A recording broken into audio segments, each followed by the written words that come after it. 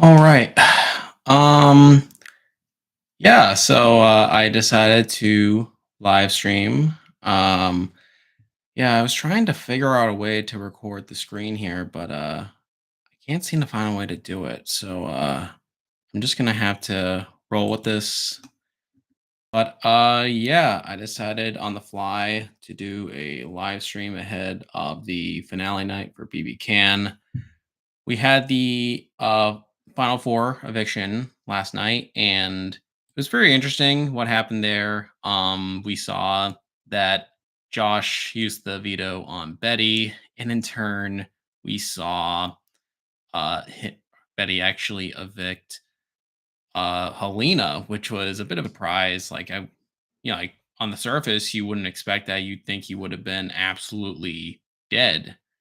However, again, like good enough for Kevin. Like he was able to do that, which was pretty good. I'm still trying to find a way to like share my screen, but I can't seem to find a way to do that. So yeah, so that you're not just looking at this the whole time. But yes, do I just no, not that. I am brand new to streaming, by the way, so I am no idea how to like do any of this. Like you're just gonna have to bear with me. But yeah, I mean my day was pretty good. Um just settling down. We are a little over 30 minutes away from the finale. It's supposed to be 2 hours. I'm not going to stream the finale, of course. You're going to have to find your own way to watch it. So, just keep that in mind. But yeah, I'm going to be following along the best that I can.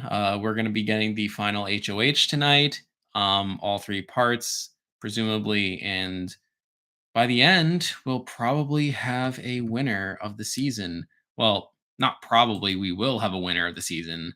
But yeah, that should be pretty interesting. Um, but in terms of the event, it's gonna be pretty casual. I'm not gonna like do anything too fancy. I literally thought that me sharing my screen was gonna be a bit more fancy, but that's not the case here. Yeah, so like I'm literally just gonna be like just doing my usual stuff while we wait for the show to start, and then we can take it from here. But yeah, I mean, I'm not expecting anyone to like watch this or anything. I don't even know if you guys can hear me right now. Like, I mean, my microphone's hooked up and everything. But I mean, it's from what looks like it seems like it's picking up, but like I don't know if it actually will. Yeah, so like if anyone like actually cares, if anyone wants to actually watch this, yeah, you can let me know if things are oh, someone actually is watching this. Hello. Well, that's good. The audio does work. All right, that's pretty good. But yeah, I mean, like, feel free to like do chat and stuff if you want. Yeah, I'm just like doing stuff. I'm really open to talk about anything really. Since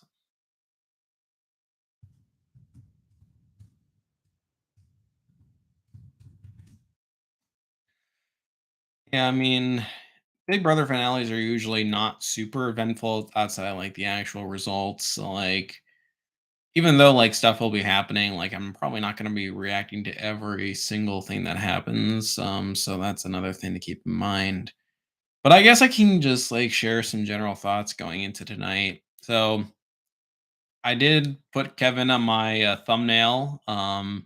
Kevin is the person I think has played the best game. He's the person I think should win, in my personal opinion. And I am hoping that he can pull it out tonight. Like the fact that he was able to get out of the final four was pretty impressive. I mean, then again, I think a lot of it was due to like Josh and Betty like not like having the best read on threat level. Like they, for some reason, thought Helena was the much bigger threat.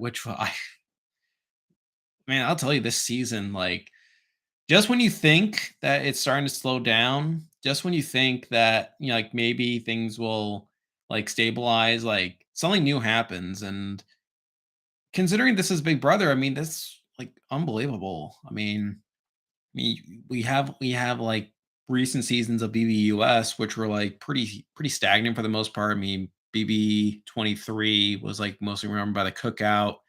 BB22, of course, was dominated by like Cody and like the committee and like all that stuff.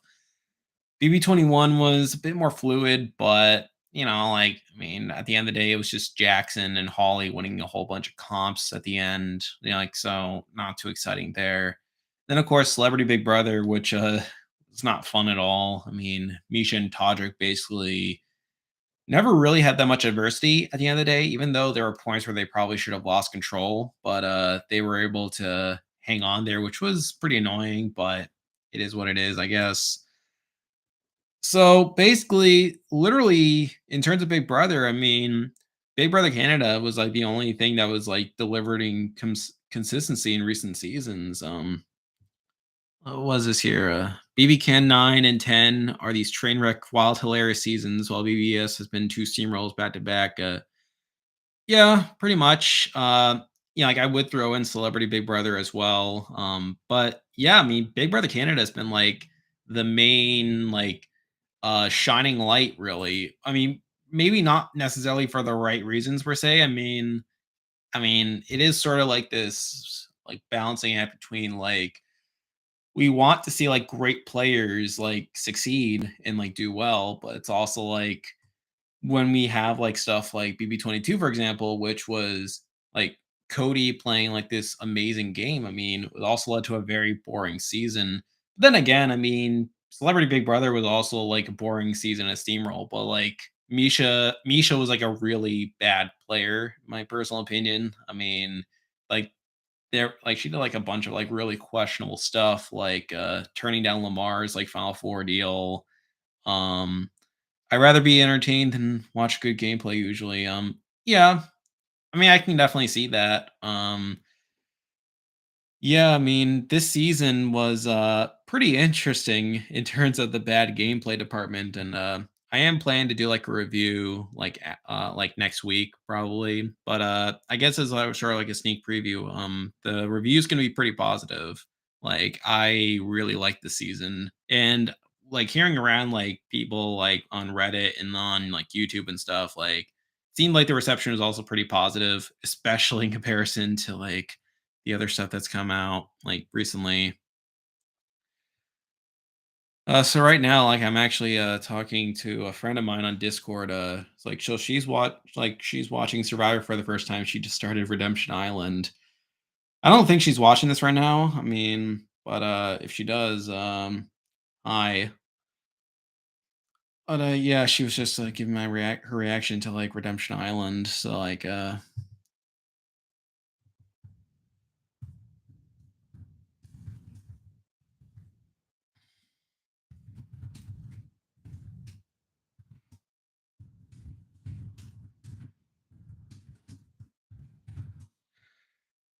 but yeah, like if we're going into tonight, I mean, the fact that all 3 of these final 3 should have been dead to rights in separate weeks, Kevin last week, Josh at final 8, Betty during the triple, all managed to make it out that far is hilarious.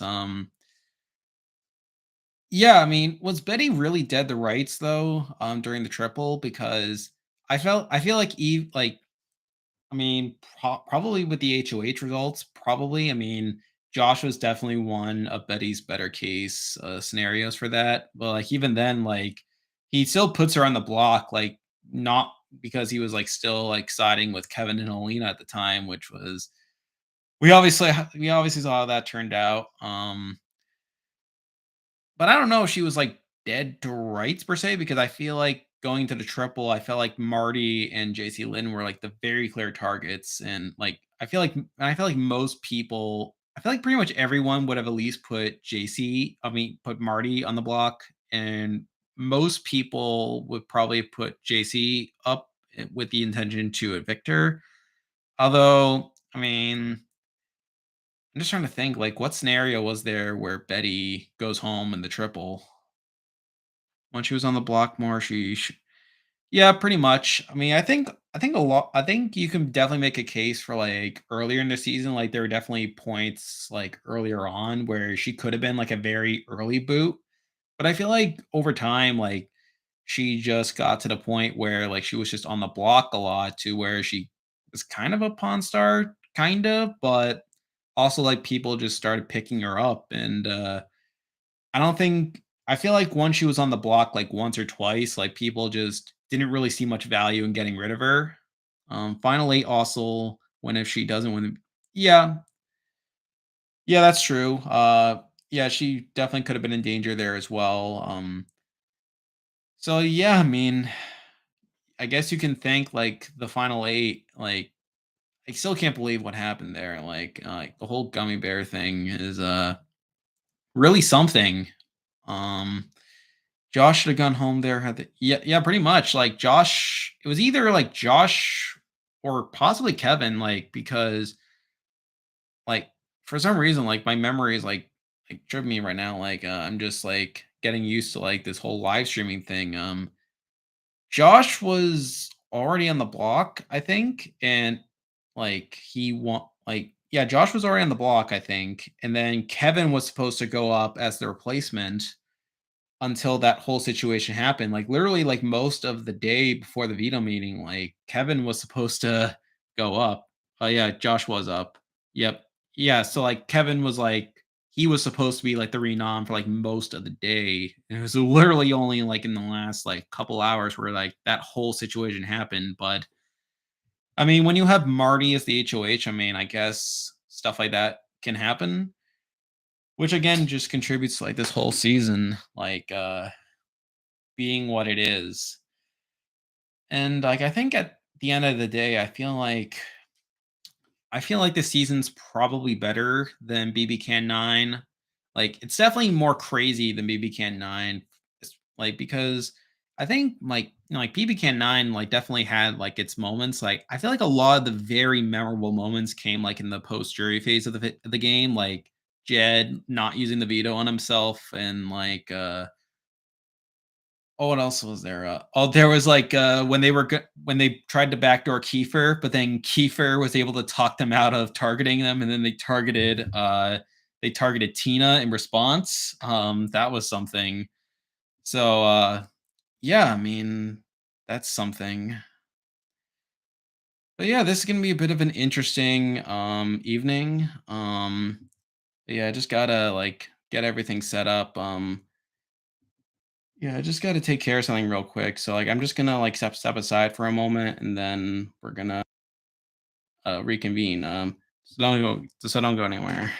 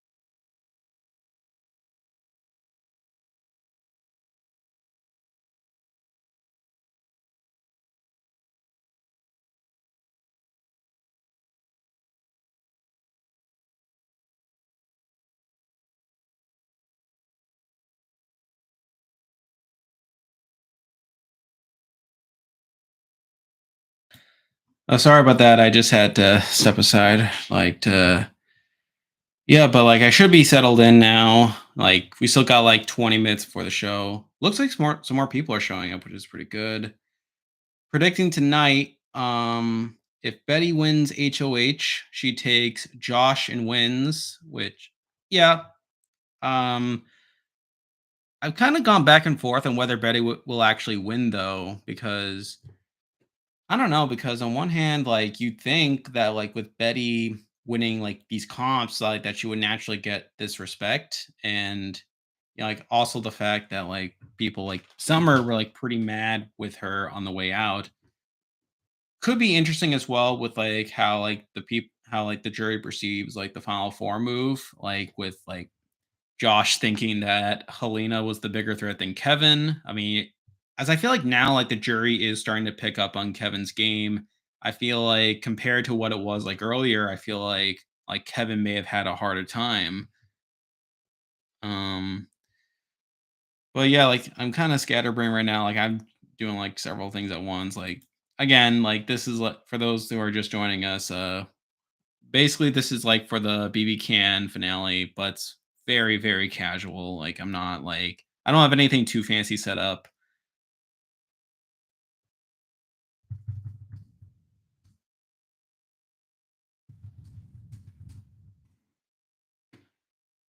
But yeah, I mean, I'm feel free to talk about whatever.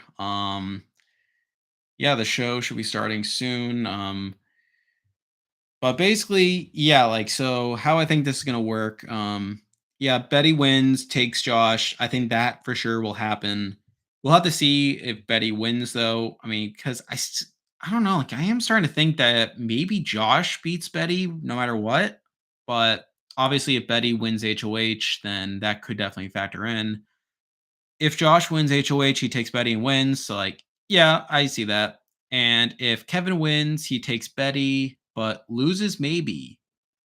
Um, Honestly, I think Kevin wins. I mean, I think Kevin beats both Josh and Betty. In fact, I think Betty might actually be his better beat. I mean, in terms of a jury vote. I mean, because I feel like if Josh gets to the end, he'll probably have like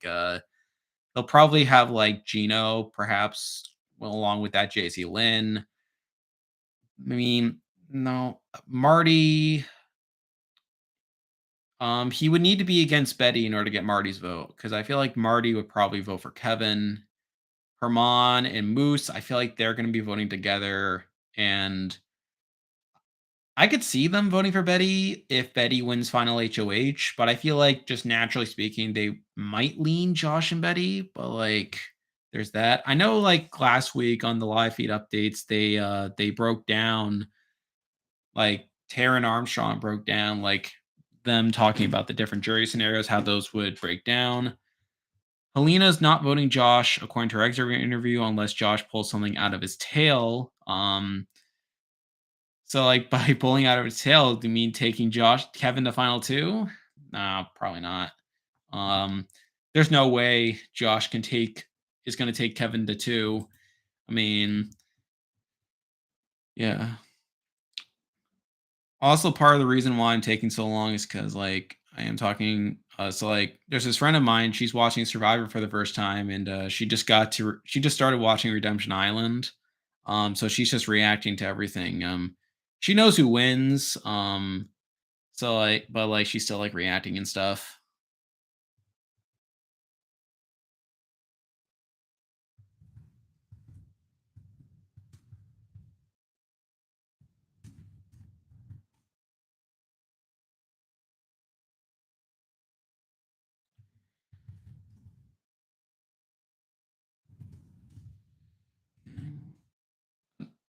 He needs to pull something really convincing for her against Betty's cuz we know she's never voting against Kevin.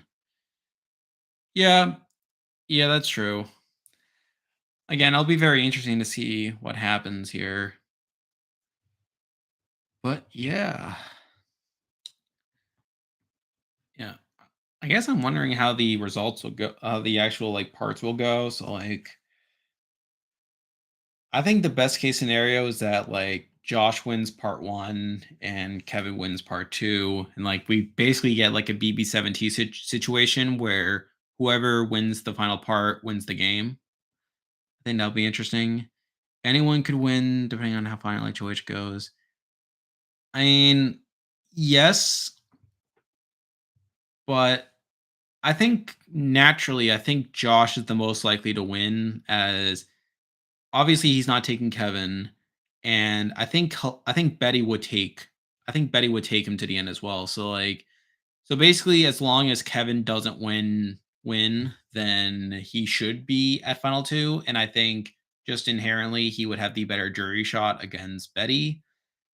Although again, I feel like if Betty does win final HOH, I think she might have a shot there, particularly with getting like Herman and Moose's votes, because for whatever reason, like they just care a lot about competitions.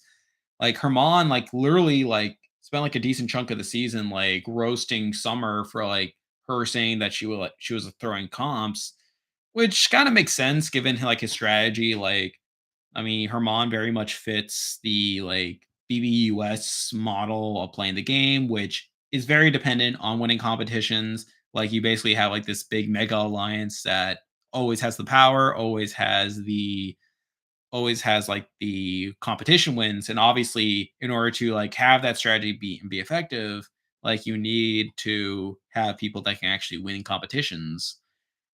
Herman kind of felt like you through a modern, yeah, pretty much, and he definitely tried to play that sort of game where, and to his credit, like he did all right in his like HOH in week one. I mean, granted, we didn't see much of it from the live feeds, but he was able to like build like the Savage Seven, which could have been like that type of alliance in the game had like competitions worked out a certain way.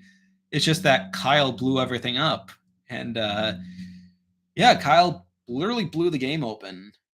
And I remember like, like the week that Kyle won HOH, like, like obviously that competition was live. And I remember being on like our like the subreddit for the episode discussion, and everyone was like, no, there goes the season after Kyle wins HOH, which again made sense at the time. I mean, Kyle was the best positioned person in the house, like, and had it been like a normal HOH, he should have like solidified like the majority alliance moving forward. Now, granted, like he wasn't like super well positioned within like Herman's like power structure, like so like he it probably wouldn't have been the exact same, but like it would have been pretty similar where the outsiders, namely like Kevin, Helena, no, like Kevin, Josh, Jess, like those people would were the outsiders early in the game, and they probably would have still been on the outside. I mean, and Betty too,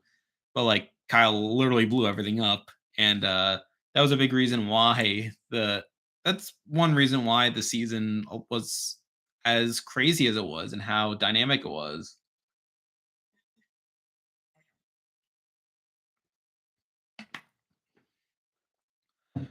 Right.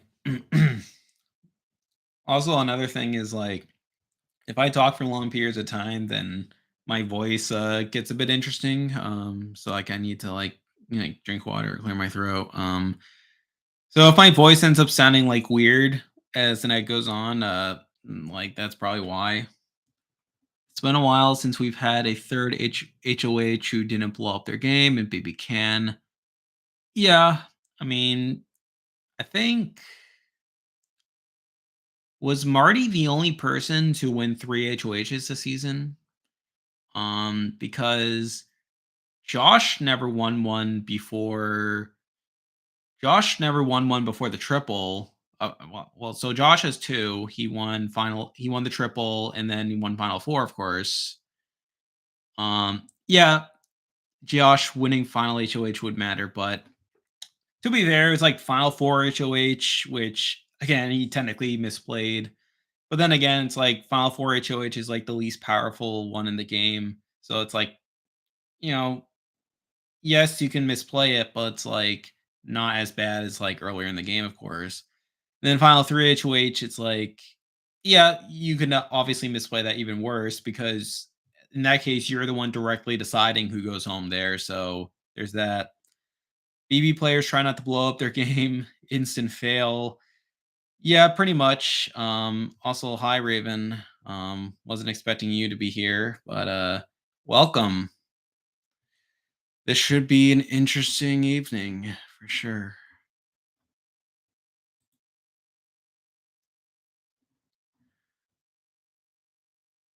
If we count the secret veto, I believe it's Jason Marty who had the most.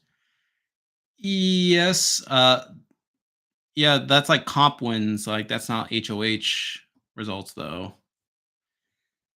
Which reminds me of did JC even win HOH this season? I don't think so. Like she won like vetoes and stuff, but like she didn't like win HOH at any point. Like Gina won two HOHs.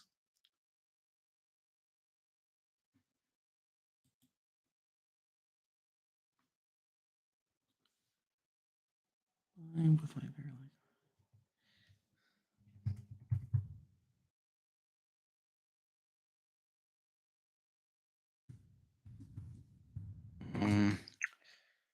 yeah. Should be a fun evening indeed. We're now 10 minutes away. I'm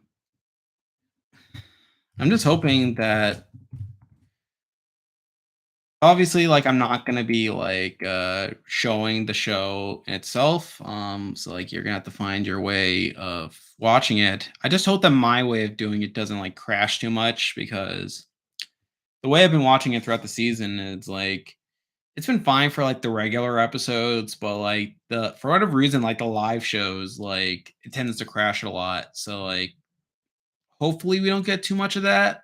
And like and particularly because I'm gonna be like watching it on my phone, it's like I also have to think about my headphones a bit. So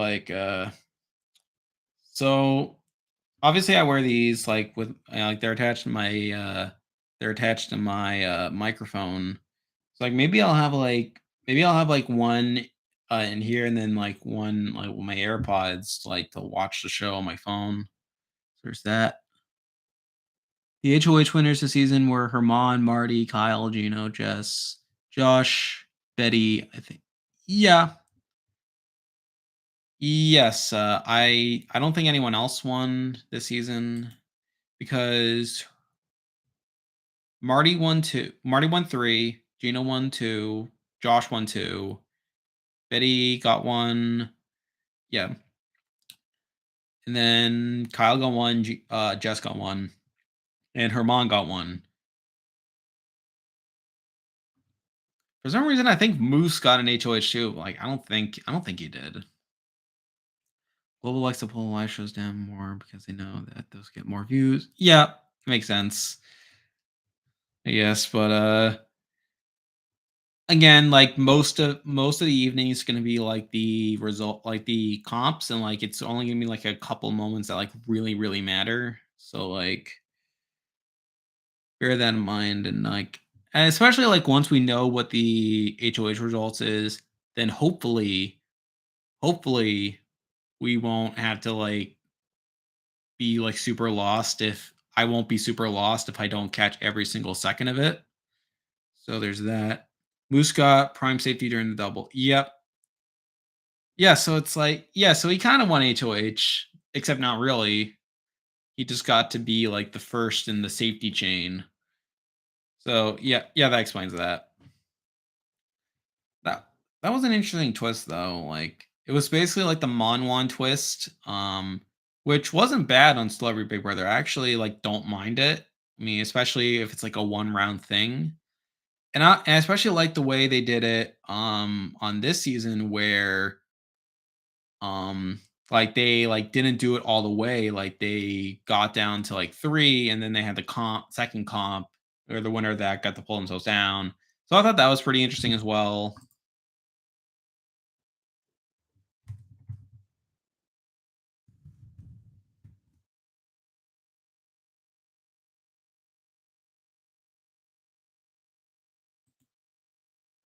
Yeah. It had impact on the game overall, so it worked out, even if the eviction itself was kind of predictable.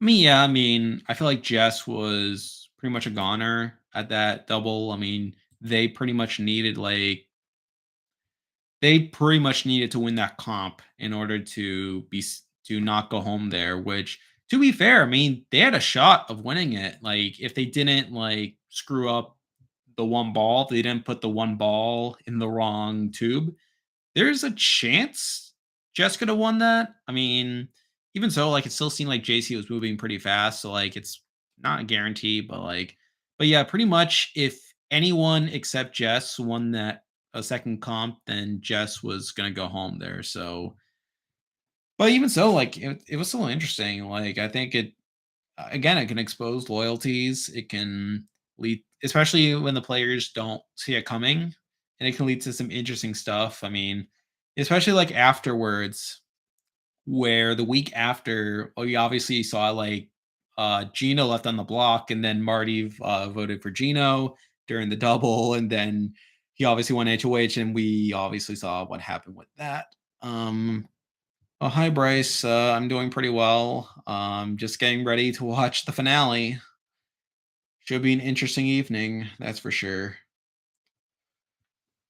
But yeah, I'm actually surprised how well the stream has been running so far. I'm surprised it hasn't crashed because my laptop is not the best. And I actually did try to stream like a game on there.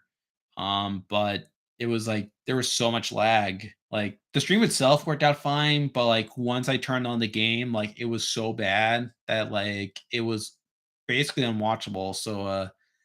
So basically I don't have a computer that's like designed for like streaming, but I definitely do my best there. Think Kevin will win? Yes. If he wins final HOH or if he's somehow taken to the end, I think Kevin wins. We just have to hope, right? I mean, the fact that he, again, I said this earlier, the fact that he was able to get through that final four was pretty good. Like, I was pretty happy about that. I think it really helped both the double and the triple that someone upset at the outcome and blindsided ended up winning the following HOH. Yeah, pretty much. Which again ties into like how important like comps are for like deciding a season of Big Brother because like we obviously saw like seasons of like BBUS and like Celebrity Big Brother where it's like things could have been more interesting had like certain people won like HOH or veto, but again, like we literally like always get like the worst case scenario with like comps. While this season, like we've gotten very, very lucky with like certain results. And even like weeks where it seemed like we got screwed, like the Kyle HOH, like that realistically in most situations that should have been like a slow week for the show. But like, the fact that Kyle was Kyle and he Kyled it up basically transformed the season into what it is. All right, so we're now a couple minutes away from the show starting. I should probably get it hooked up onto my device. I think that's how I want it set up.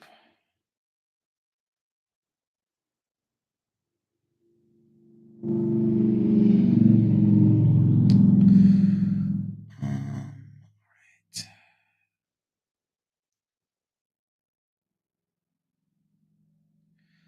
And the most boring week was probably the second Geno HOH, where it's a failed backdoor and has an unused twist that has major impact on the following two rounds.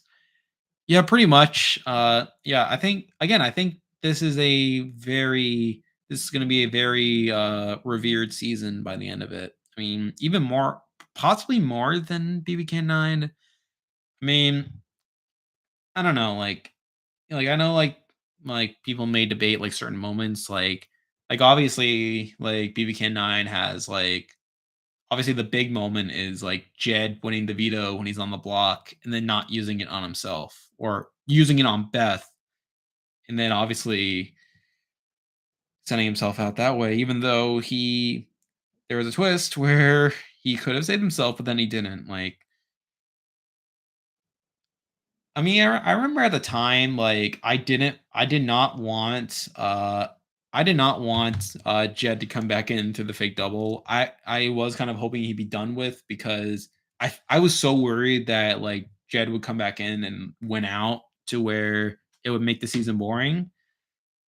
But I think as time goes on, like I think about what could have happened, like the him coming back in, the sense of betrayal, like that could have led to something very interesting. Like, and I know people have pointed that out before. But this season is still pretty good. I mean, it has like the Gummy Bear moment. It has Kyle's HOH, which Probably doesn't.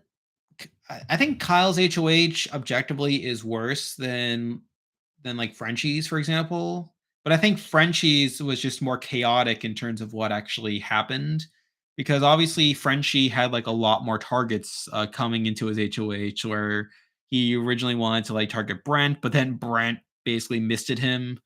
He then like went to Christian, but then Christian won the wild card comp, and then he tried to like he obviously made alliance with most of the house. He promised he wouldn't put up any people of color and or women, but then he puts up Alyssa and Kyland, something there. And in general, I feel like there was just a lot more like insanity within Franchi's HOH. But I feel like Kyle's HOH overall had a much bigger impact on the game. So like I don't know. I could take it or leave it. Plus, I feel like the shock value of Kyle's HOH being as bad as it was is something at least. This season, I think, is better since it basically has no down weeks, even if nine doesn't have too many. Nine is still great. Yeah, yeah, that's true. I mean, there's still like week one, which wasn't on the feeds, of course, but again, like even if it was like a slow week, or which it seemed to be, because from what we figured, Melina was a pretty easy target, and like Herman like managed the HOH pretty well. Even then, like again, it only took up 2 episodes, really only 1 episode, and it wasn't on the feed, so like it basically doesn't register as much. So there's that. Yeah, but yeah, let's see. From what we saw, at least, there wasn't a slow week really, which is really insane. Especially the fact that the final five ended up being as crazy as it was. Like that had no business being as interesting as it was. Like the fact that Kevin and Alina kept going back and forth over and over again. Oh my god. So the finale just started. They're just doing like their intro right now. So again, I don't know like how many of you are actually watching this live right now or what methods you are using. So like I'll try not to react too quickly. Like in case some of you are behind where I am, but like so right now we're just seeing Dane under the 7 showing Dane winning. All right, now they're showing BBCAN10 getting canceled. And then now they're showing Ty.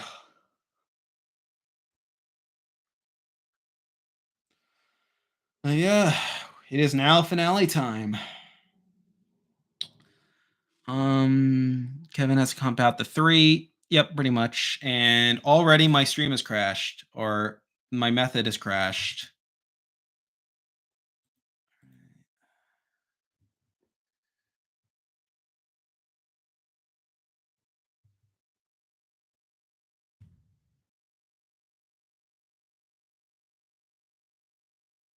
Betty and Josh are taking each other. Yep. All right. Also, hi to everyone that is joining us now. We are watching the big BB10 finale. And already the broadcast that I'm using has crashed. Trying to get it back. All right, should be back. I don't know. Maybe by the end, my stream will be behind everyone else's, but I don't know. Unless like everyone is from America or outside Canada, at least, or is not using a VPN to like access global directly, which you probably should do. Uh, yes, we are encouraging legal activity here. Let's see. Yeah, like Kevin has to win out. Betty and Josh are taking each other, even though Betty can beat Josh. Again, I think that is dependent on who actually wins HOH. Because I feel like if Josh wins and takes Betty, then there's no way. Like I think Josh would clearly win. I feel like Herman and Moose would definitely respect Josh more for like winning that final comp and making the final move there. I feel like if Betty wins final HOH and takes Josh, I mean, it could be a bit more interesting. I mean, I think a lot of it will depend on how Herman and Moose vote. because they seem to be very big on competitions. So there's that.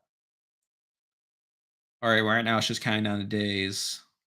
Um, all right, now they're just doing the season recap.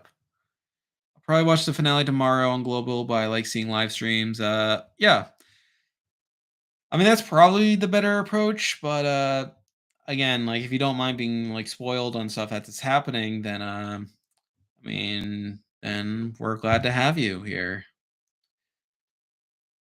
But yeah, I think again, I feel like really there are only going to be like a couple of moments that really matter. Namely, the comp results are obviously going to determine who the final two is, and I feel like from this point, I feel like a lot of people are going to have a good idea of how the actual jury vote's going to break down. Maybe some jury votes change based on the comp results, but there's that.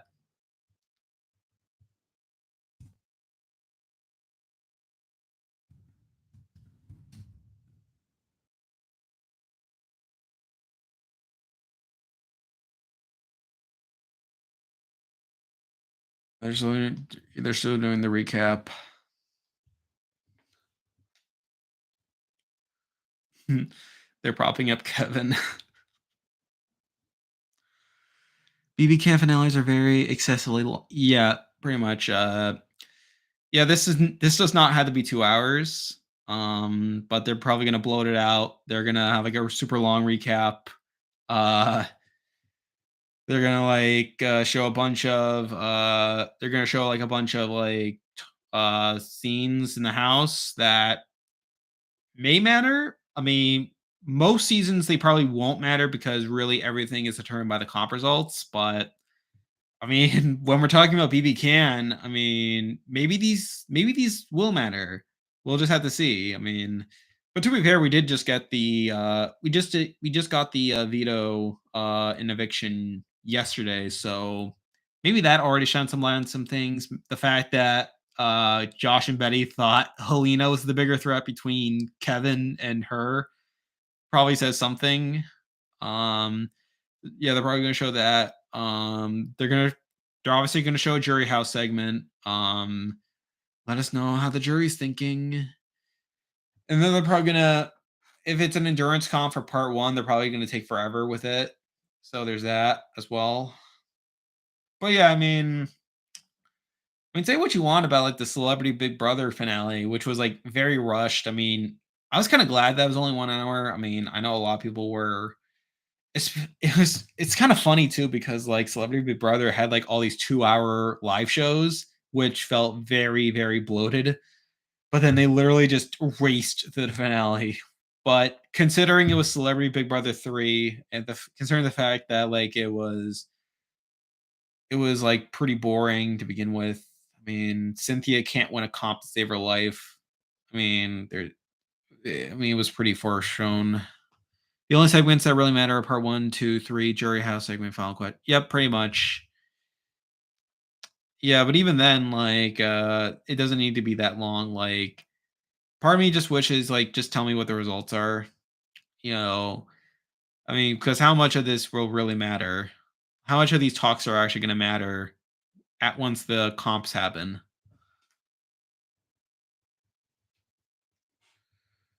I think 75 minutes is how long a BB finale should be, or give more time for the questions. Yeah, pretty much.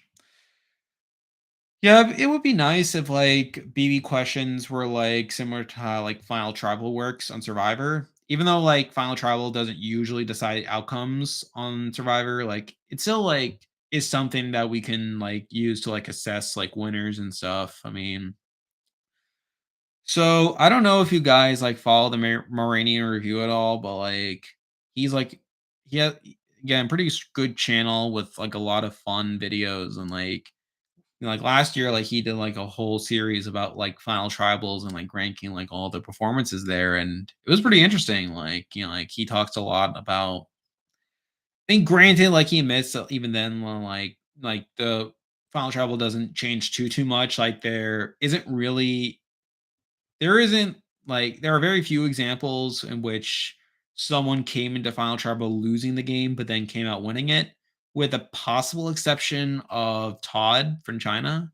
But even then, like, I mean, it was basically like him against Amanda, and he definitely I don't know. I don't know. Does Amanda win China if the final tribal didn't go as bad for her? I kind of wonder that.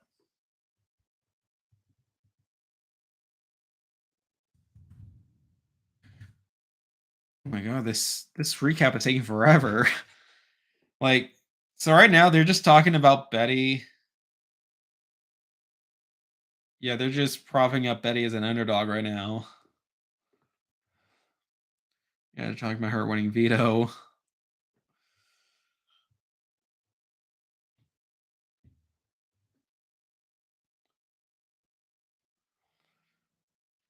Admittedly, I'm not really paying much attention to the actual show right now because again, it's literally the finale, literally the recap. Yeah, and now they're showing the gummy bear thing. Yeah, pretty much. These take forever.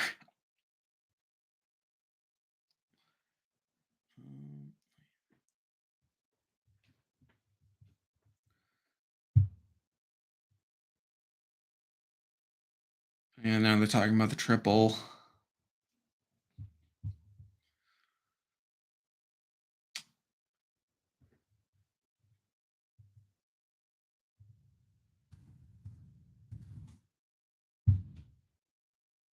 I remember during the season 9 finale, I almost fell asleep because it was so drawn out.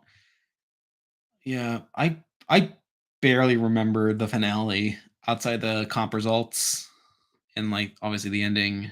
And my stream crashed again. Oh boy.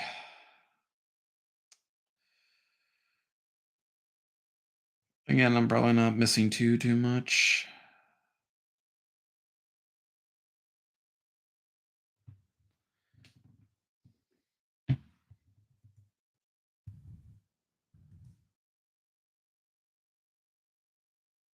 This is tragic. Ah.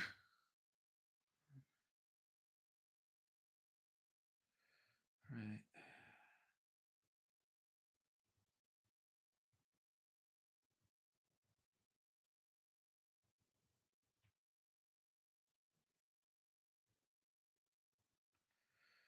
All right. All right, now we're back. Yep. They're talking about the Josh burning bridges after the triple.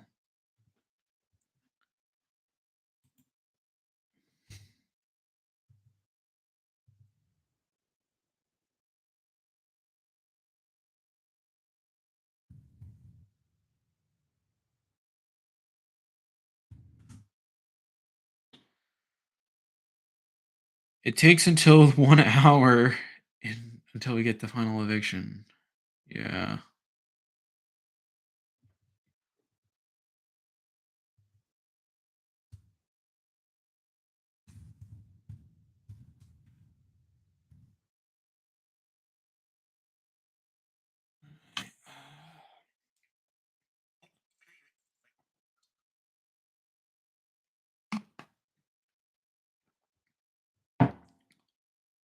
It's like 45 minutes. Yep, pretty much.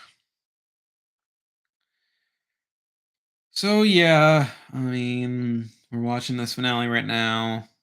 We are 13 minutes in. We're still on this recap.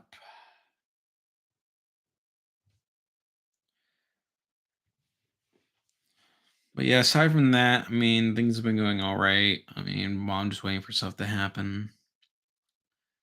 Yesterday, I decided to release a video, my do or die video. It's doing pretty well. I mean, yeah, I figured it was about time I release more general Survivor content. Maybe stuff that's a bit more timeless, I guess. Stuff that can be watched anytime. Whereas I feel like most of my content is very time sensitive where it's like once the next week or next episode comes it's usually not relevant anymore, or it's only relevant, probably only relevant in hindsight, to show the transformation of the transformation of my thoughts on the season, my thoughts on these characters or whatever. I mean, it definitely has its value, but it's like I figured it was time to like diversify things a bit and make something a bit more like general, like stuff you might see on like other channels and stuff. Like this isn't just a power rankings channel, even though I love power rankings. They're like I don't know, like I just have a weird I have like a weird obsession with like lists and rankings and stuff, like knowing like, okay, this is why something is better than this, or like this person's game is better than that. Like it's a lot of fun, like in that regard. Oh my god, this is still happening. All right, now they're talking about the Final Four. So something I'll actually say about like BB Can, like the guy that they got to like do like the recaps is like ridiculous. Like it's like sometimes like there are times like where I'll actually watch the recaps because of like how over the top like they are. Like the guy that they get to do is like always like using like puns, and it's like these ridiculous graphics, and it's like whenever like they nominate someone, like they literally show they literally animate a target over the person that the HOH is targeting, which is like why they obviously have like words like on the screen. I mean, obviously, it's like even more so than like the guy they have for like BBUS, who just over time has gone like previously on Big Brother. Even though, like, if there's actually a video on YouTube, that like it's like a compilation video of like all like the previously on Big Brothers. No, no, no, it's one from each season, um, and they show like the transformation over time.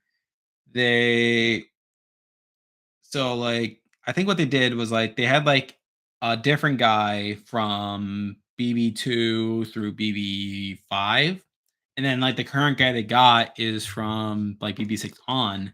And it's like it's so funny like watching like him say like previously on Big Brother and like BB6, like he says like normal for like a lot of the seasons. And it's only like in the last couple seasons that he's gotten like really over the top with it. Whereas like the BB Can guy, uh, it's like he's, like, always been, like, over the top, and it's, like, hilarious sometimes. Even though, like, I usually, like, hate recaps, like, I don't really bother with it, but BB Canyon is a bit of an exception. Alright, my stream did crash, so trying to get it back.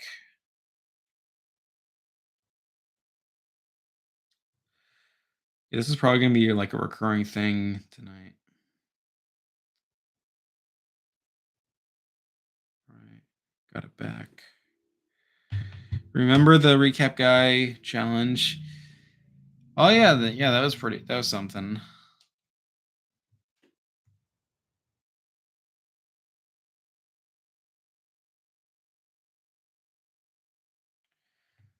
All right, so they did give us like a preview of like the part one. It doesn't look like an endurance one. It seems like a balancing one. I don't know. I feel like Josh is probably the best shot of winning part one.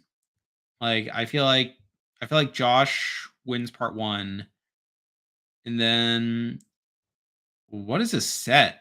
So like they're showing Arissa in like outside the house. Like no, oh no, this is probably the set of the challenge. Like what is this? Okay, they're using like this weird kingdom metaphor right now, and they have like literal fire. Okay.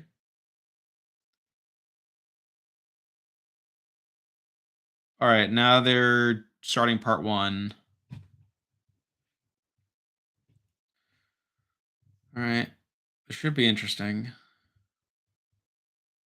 Again, I fully expect Josh to win part one here. I mean, it seems like this again. It seems like a pretty physical slash balance comp. I feel like that's definitely something that favors Josh. I feel like obviously Josh winning this would be expected. Again, I wouldn't mind Kevin winning this, but I'm just worried that if Betty wins it, then Kevin has to go against Josh in part 2, which is, not ideal. Okay. Okay, so this is like a balance comp.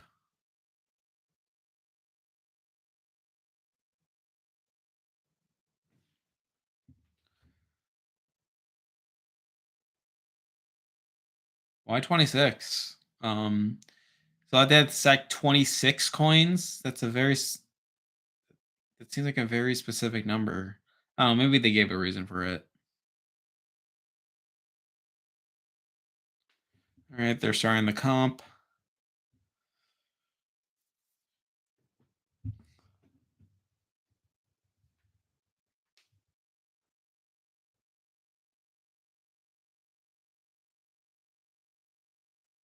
Yes, they are stacking 26 coins.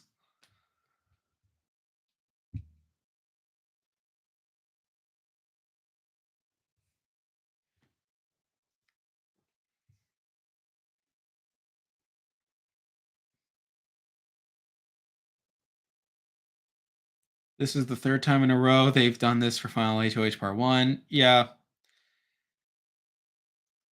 Again, like 26 is like still like 26 is a very specific number. Like I get it if it's like obviously like you can't do 10 because it's too few, but like can't be like 25 or something like that.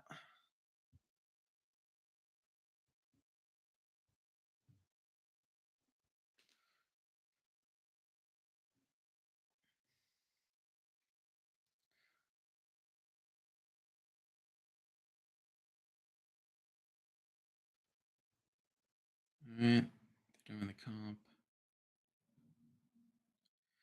All right, Kevin's having this interesting DR right now about like being underestimated. Like they're just doing this for like each of them to like set up like their case. And oh my god, did a stream crash again? I think it did.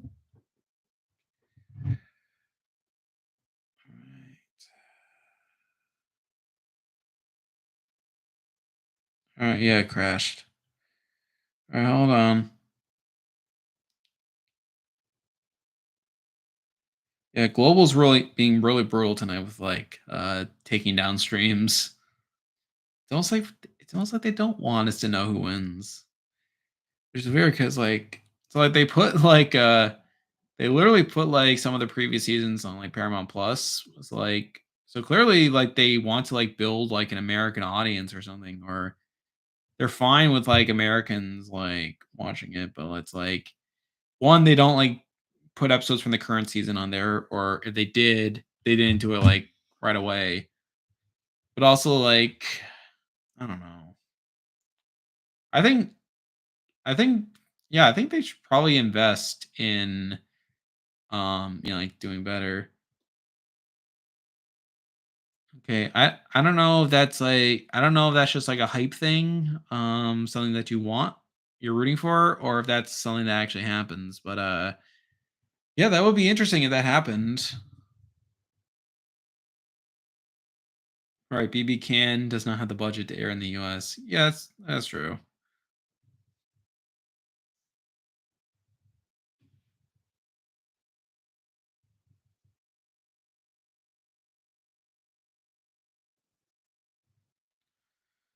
Right, Josh is up to 22. Oh, but his stack just fell.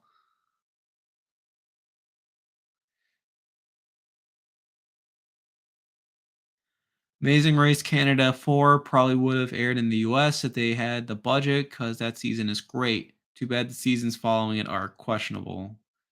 I've never watched Amazing Race Canada. Uh, so like I can't speak to that, but yeah,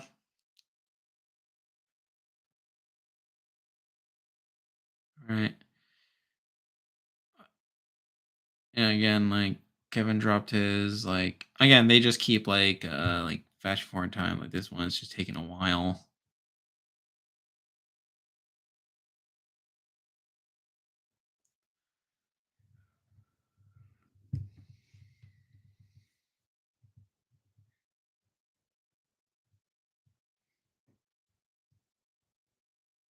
The stack's dropping. That goes on for like 20. Yep, pretty much. Yep, we're pretty much here. Although Betty is up to 26. Can she get there? Uh-oh. Oh no, she dropped it. She had 26 and now she has 0.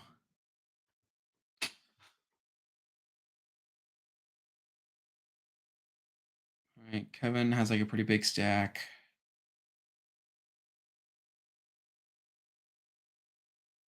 Yeah, I don't know how big that is though. It's pretty big, but it looks like is he gonna win? Oh no, he dropped it. He was so close. All right, and now there's flashing forward.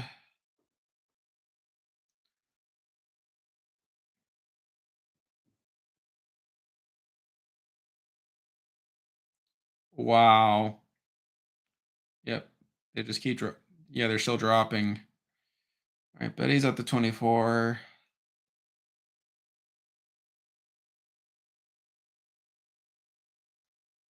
It just fell again. Yep. I think they're really setting this up so that it can like end at any moment. It feels like.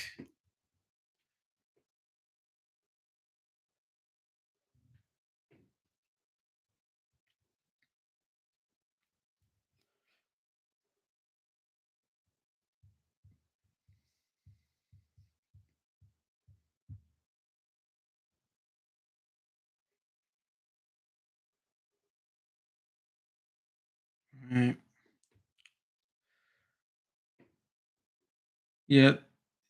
Yep. They're literally just keep dropping them. That, that's what they've been doing since 2019. Yeah. All right.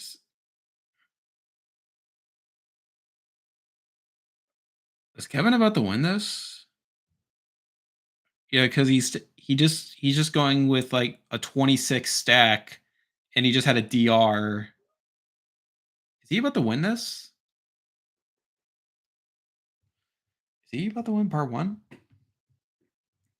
Oh no, it's really wobbly. Yeah, what's up with his stacks? Like his stacks like are like, oh my god, he's about to win this. He's about to win this.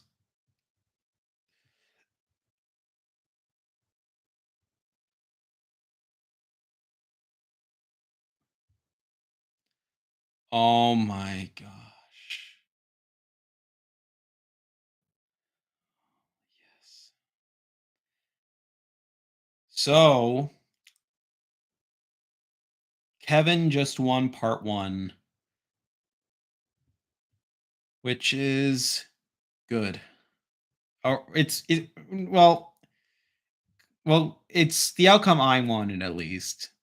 Like I know like there are like I know there are a lot of people that are really upset by Helena being evicted. Like I know Helena had her fans and like I know like they were like really upset to see her being evicted. And I know there are the like Betty stands, there are like Josh stands out there, but I feel like I don't know, like Kevin is would be the most satisfying winner to me. And again, good on him. He just won part one. You know, like he's guaranteed to be in part three. And now we have to see what happens with Betty and Josh in part two. And you know, my screen just crashed again, but like that's okay.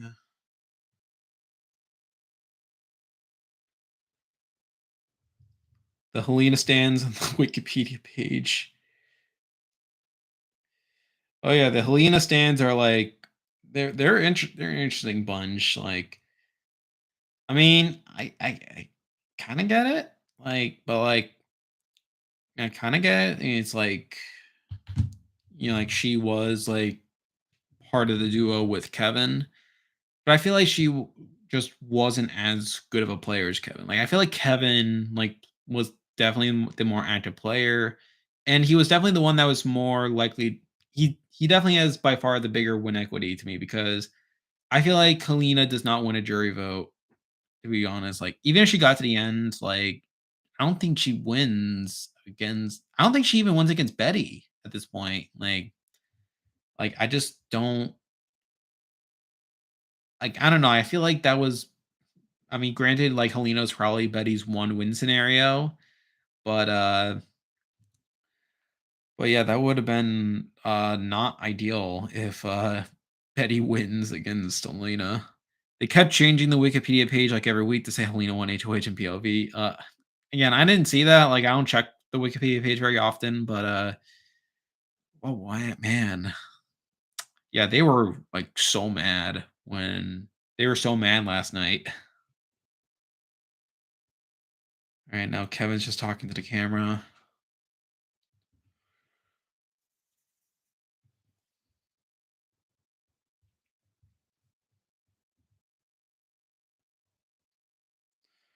Yeah, I mean, Kevin just needs to win part 3 and he should win the game. Like this is going to be very interesting. Like I think the situation I prefer is for Josh to win part 2 and then maybe like a showdown. So I think that would be ideal. And like we would I think in that case we would literally get like a BB17 scenario like Steve versus Vanessa where it's like whoever wins that final part wins the game. And all right, it's just commercial break. It's like not much happening right now.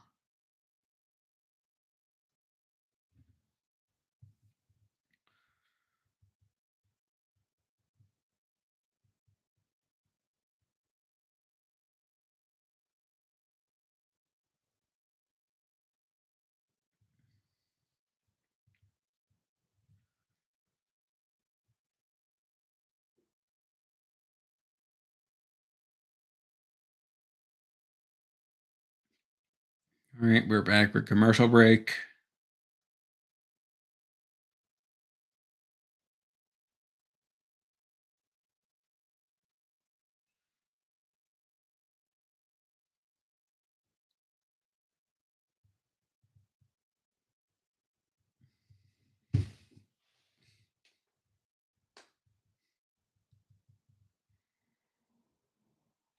All right, now we're getting to part 2.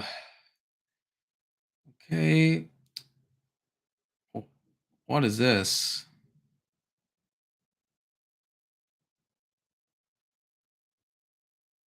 All right, it is Wall of Trivia part 2. Josh should win this. I mean, I know I said he should have won part 1, but it's like again, I feel like again, like given like that Josh is like the best competitor in like comps of this final 3, like it would be like pretty shocking if he got locked out of final HOH. Like he should win this. Like cuz he knows his days.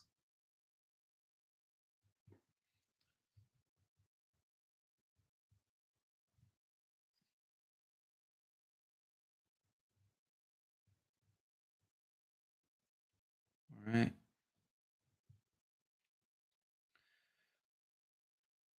Yeah, so this finale is interesting so far. Do you guys have any thoughts?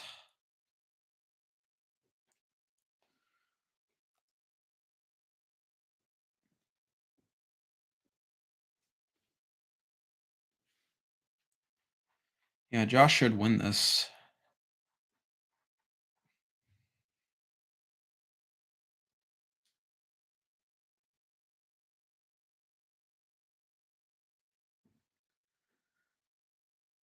So while we're waiting for the results, so something else I do is like, so obviously I have a second channel. It's more dedicated to like animation and stuff. But I also talk about total drama on there. And today I did my player ranking for Revenge of the Island. Again, that video is doing all right. But yeah, like Revenge of the Island is like a season that is. Oh, he just got a question wrong.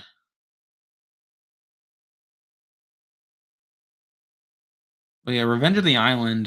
So I don't know. I don't know how many of you guys watch Total Drama, but like it was actually like growing up, like one of my favorite shows, like to watch. Yeah, like I like partially attribute it to me getting to Survivor. But I know like a lot of people my age like watch Total Drama and then use that to get into like shows like this. And it was interesting. So yeah, so I did the Revenge of the Island player ranking today. I mean, that was fine. I mean, Revenge of the Island's personally not my favorite season. ROTI, I think, is rated higher in retrospect after season 5. Yeah, I think so. Yeah, so actually, can you show the TV screen? No, I cannot. I do not want this stream to be taken down. Um, if you if you don't have a VPN and you don't live in Canada, there are other ways to watch the show. I'll just leave it at that. I'll leave you to figure it out. But I cannot show it myself. But yeah, like ROTI, like I remember at the time watching it, like it wasn't a great season. Like obviously it was like a different cast, and like I didn't like connect super well with like the theme of like Guava Aqua being um like Covenant Radiation. I live in Canada. How can I live? How can I watch without cable? Yeah, I think Google is your friend. Like either that or try Reddit. I mean, like if you search on there, like you might find a way there. Like, I mean, again, I don't want to like give any links or any of that. Like, cause again, I am trying to play it safe. I don't want to get in trouble or anything. But yeah, like if you Google like watch Big Brother Canada onto like Google or Reddit, then then you should be able to find a way to watch it on there. But right now, like again, we're seeing part 2 of the final HOH. Nope, that's not it.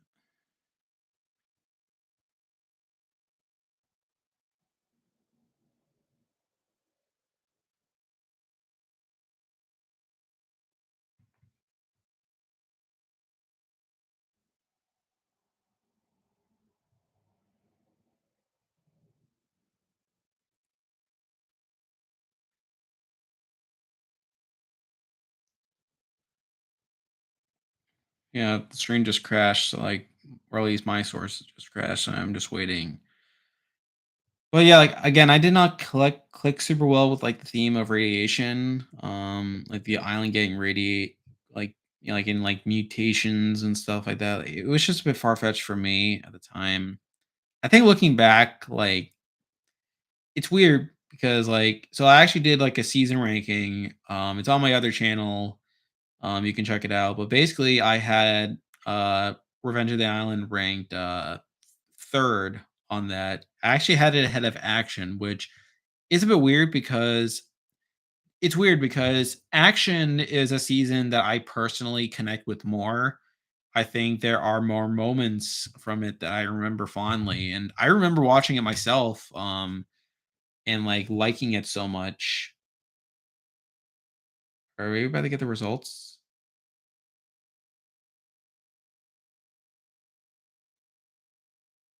Well, I'm just trying to see what's happening. Are they just showing her? Okay, so like Betty's now doing part two. Again, I still think Josh is gonna win part two, even though he's acting like he sucked at it. I mean, to be fair, he did get some questions wrong. Um. Anyway, I'm getting sidetracked. So action action was a season that I connected more with as a kid. Like some of that was helped by the fact that it was the only season of the show that I wasn't completely spoiled for because obviously there was the original season Island, which I watched as it was airing on Cartoon Network, and obviously it had already aired in Canada like the year before, which I didn't know right away.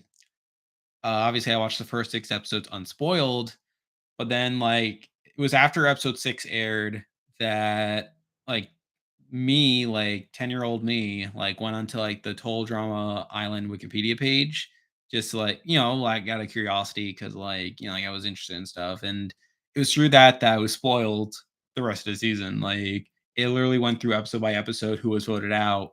And yeah, like I was spoiled from that point on with Island. So there's that. World Tour, I was pretty much spoiled the whole thing. Yeah, yeah, I was spoiled the whole thing.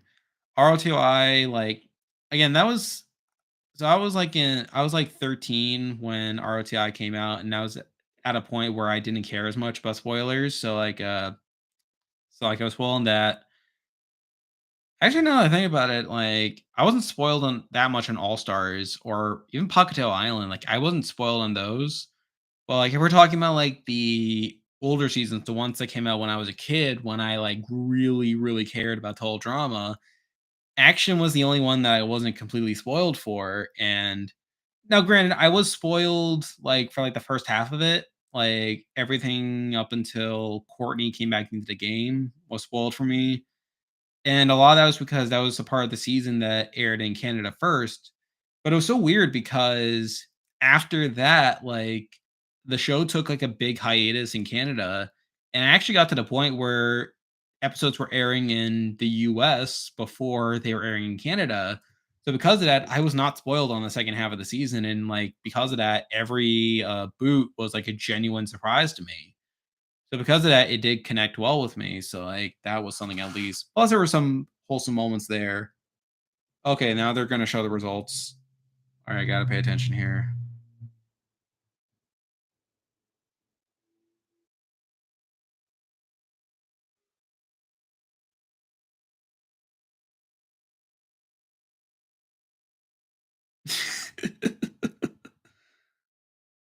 All right.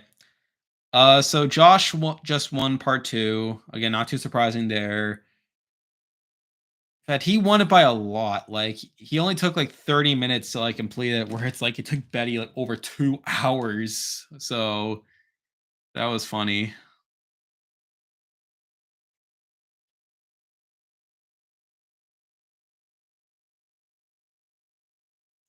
All right, so yeah, it's pretty much gonna be Kevin versus Josh in part three. Yep, and I think Betty is guaranteed to be at the end at this point. Like, all right, now. Oh yeah, I forgot. So like Canada gets a vote.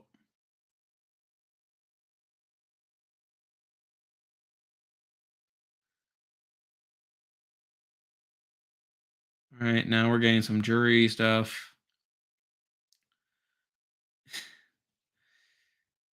All right. All right, we're getting a jury segment.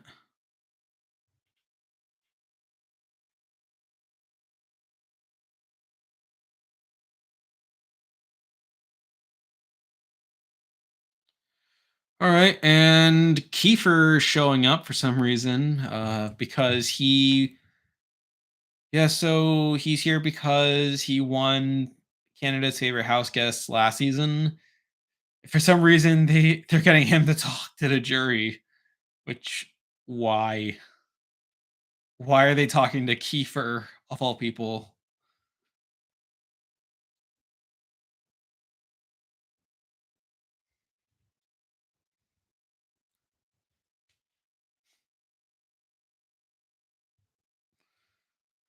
I guess it's because he was the biggest jury threat in nine. They said it was because he won Canada's favorite house guest, and I guess that's good enough. I guess, which whatever. I mean, I guess it makes sense. I mean, you already had all the winners give messages during the Wendy segments. All right, Helena just walked in. And they were just like, "What alumni?" Yeah, pretty much. Yeah, they pretty much again they just got all the winners on to do record messages for like Wendy's. Now they just brought in Kiefer for whatever reason.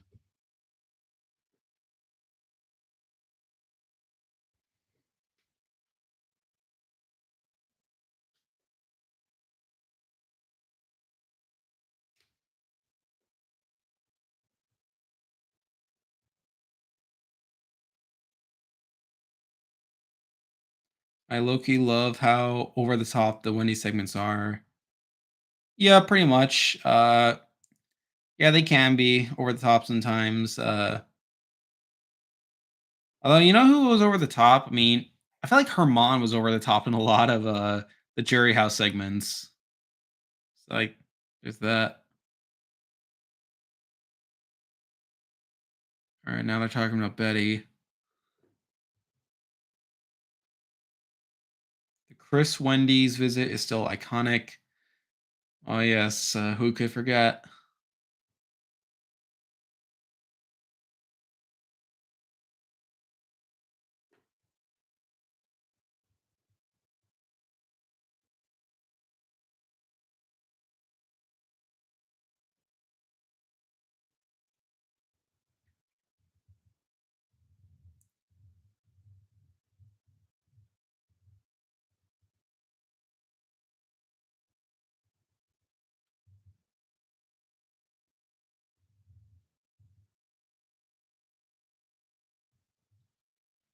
Alright.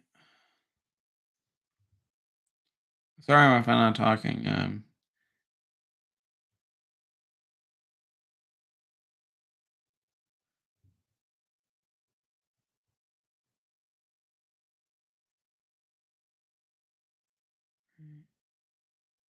All right, now they're propping up Kevin.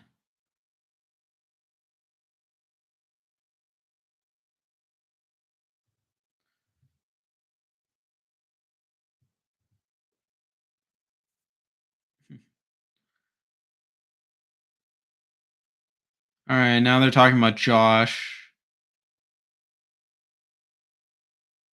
So basically, they're saying like, oh well, Betty was an underdog, that she wasn't as big of a threat for a lot of it. Kevin was like the strategic mastermind, and Josh had a good social game.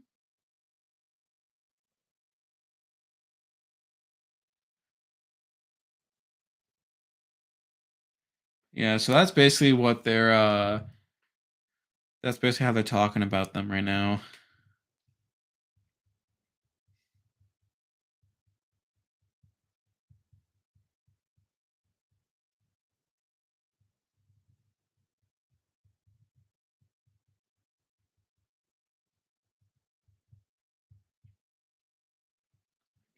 All right. Well, that was productive.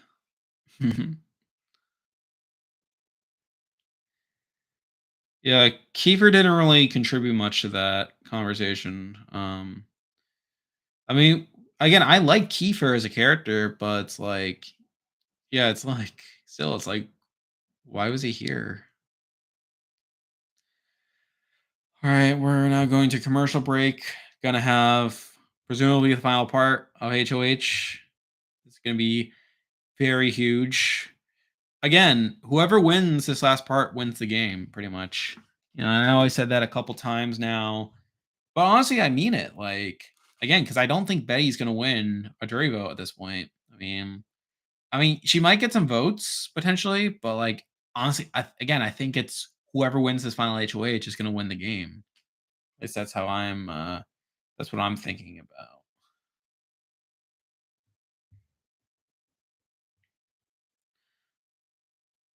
Right, and right.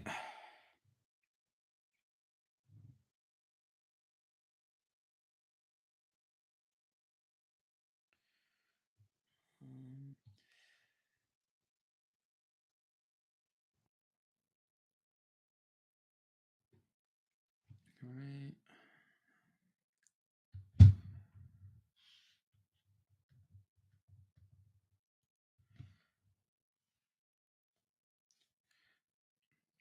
What's your prediction on who is winning part three?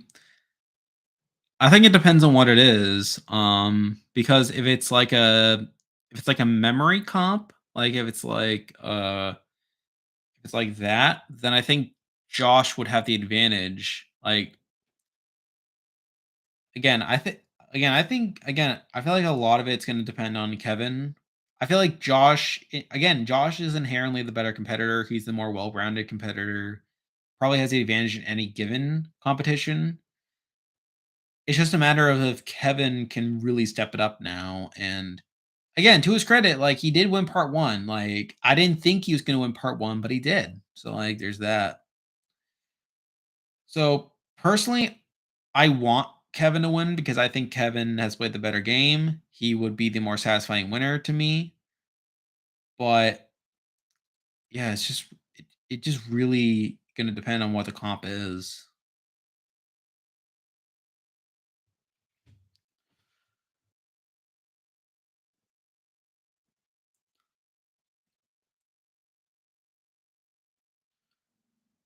All right.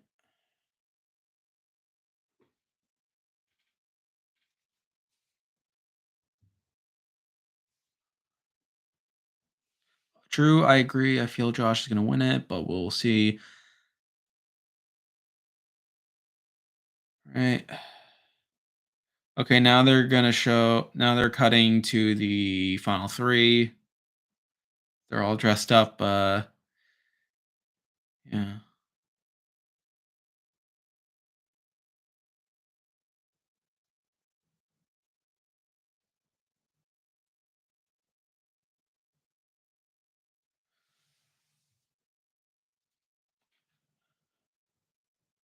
All right, we're about to.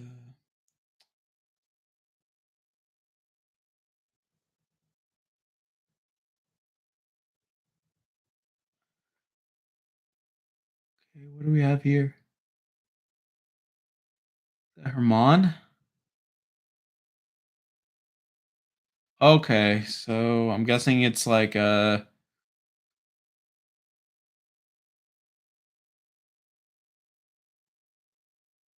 what is this? This is Hollywood Squares.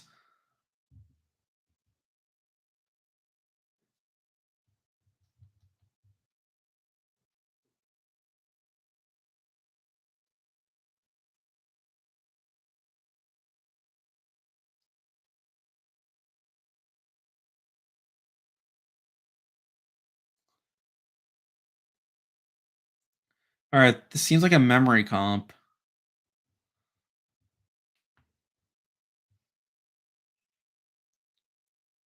So weird.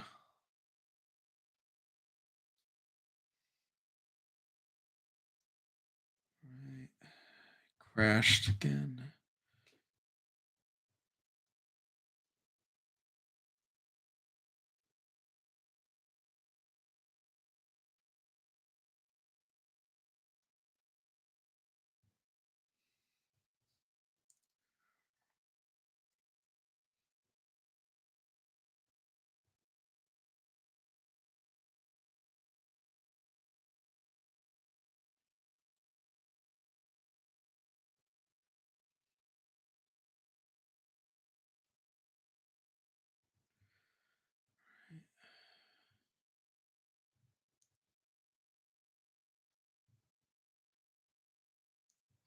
Nope. Yeah.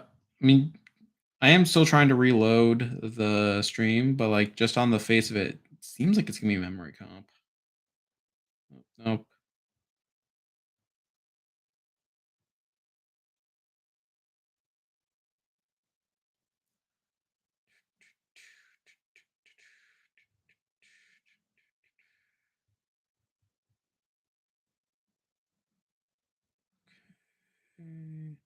All right, there we go. Back on.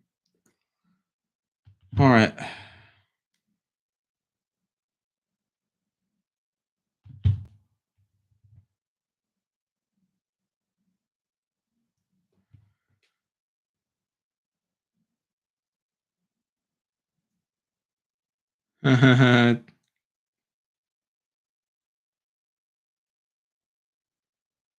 Hit. All right.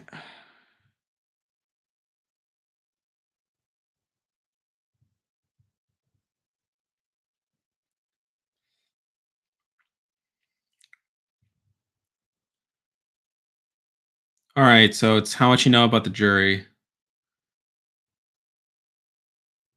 All right. Wait, why is it? It's sort of a weird angle to do. Okay.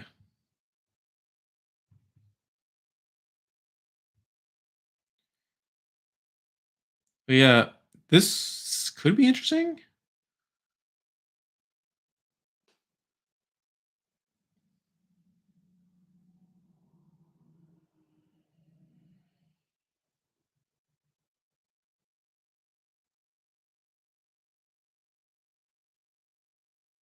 All right, so Josh got the first point. It's 1-0.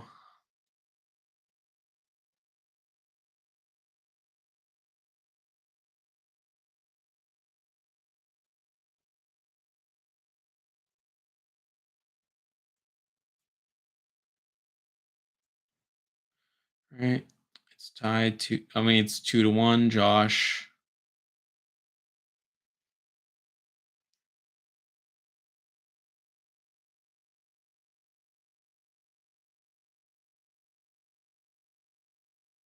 Yeah, Josh should have the advantage here.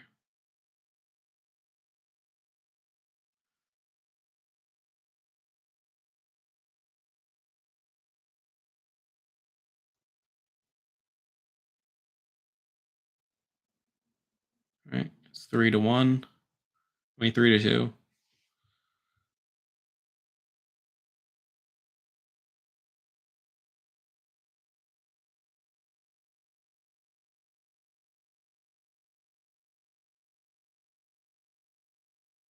All right, so Kevin got it right. It's now tied 3-3 or 4-4. I think.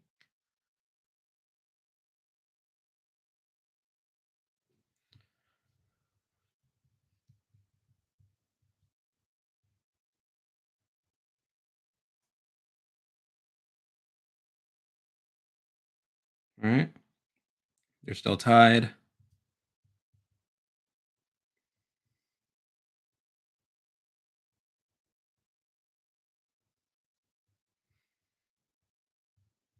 All right.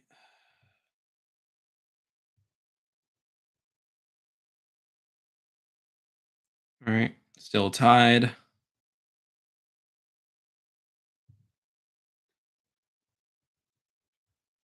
All right, so final question.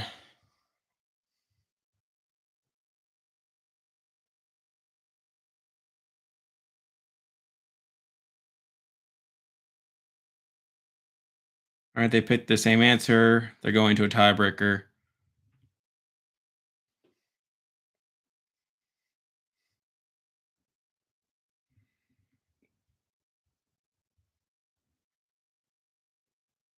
Interesting tiebreaker.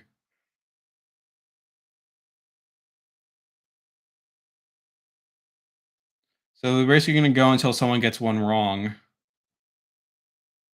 You can't take it? All right, they picked the same answer. All right. Got another question.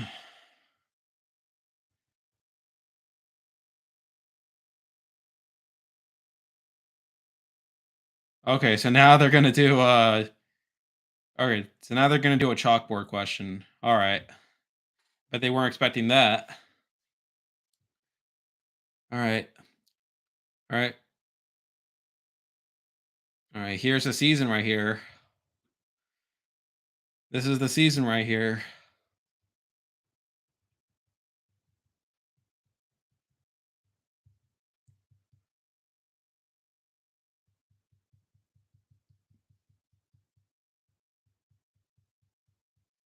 All right.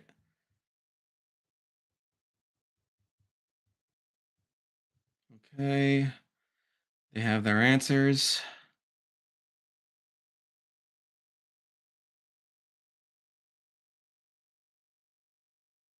Aw, man.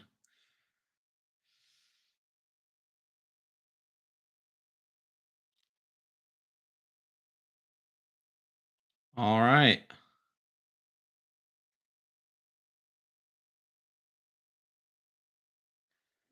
All right. I'm just going to wait a little bit in case some of you need to be caught up.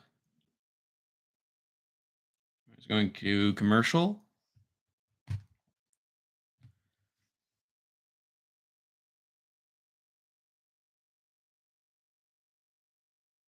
Okay.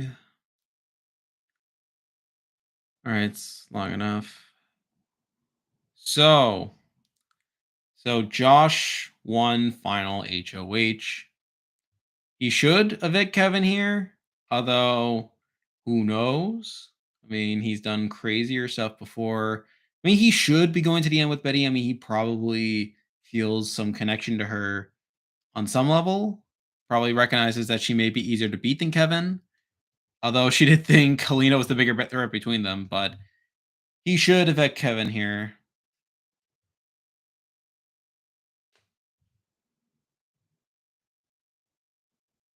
All right. All right, we're back from commercial.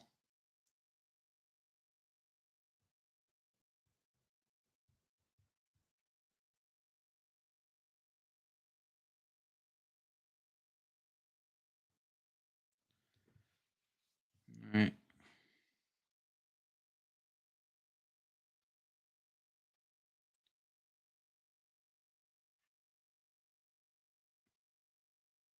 All right. They're getting to the decision now.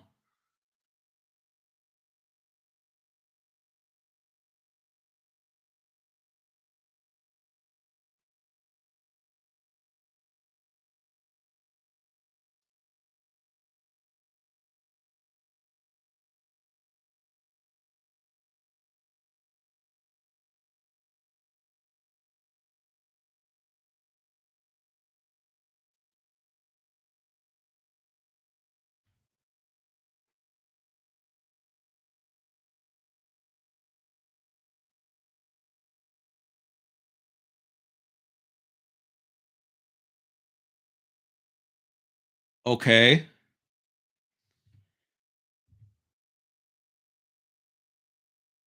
That just happened.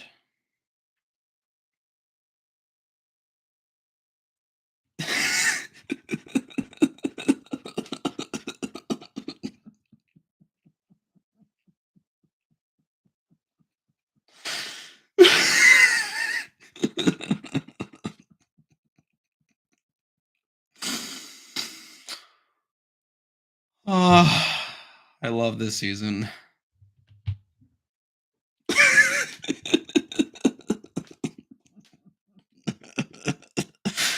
I'm glad I live streamed this.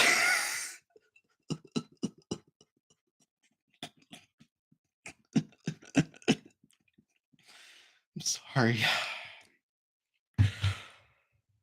Uh so for those who missed that, Josh just evicted Betty. Josh just took Kevin to the end. I'm not joking. He literally evicted Betty. Oh my god. Oh my god.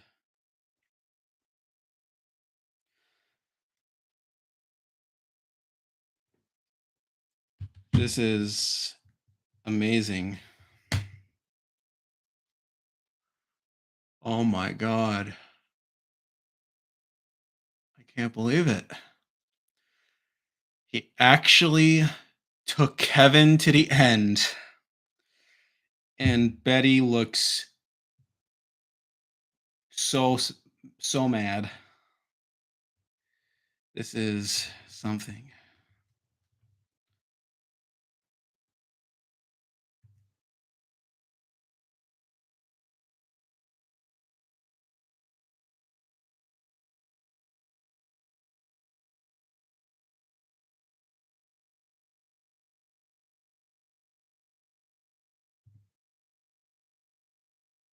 All right, I'm gonna check Reddit if that's all right with you. I want to see what the reaction to this is.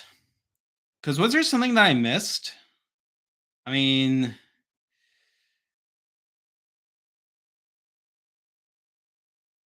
yeah, Betty is furious, by the way.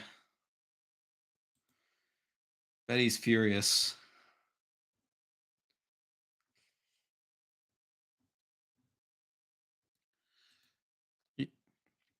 I'm curious, what's Reddit saying?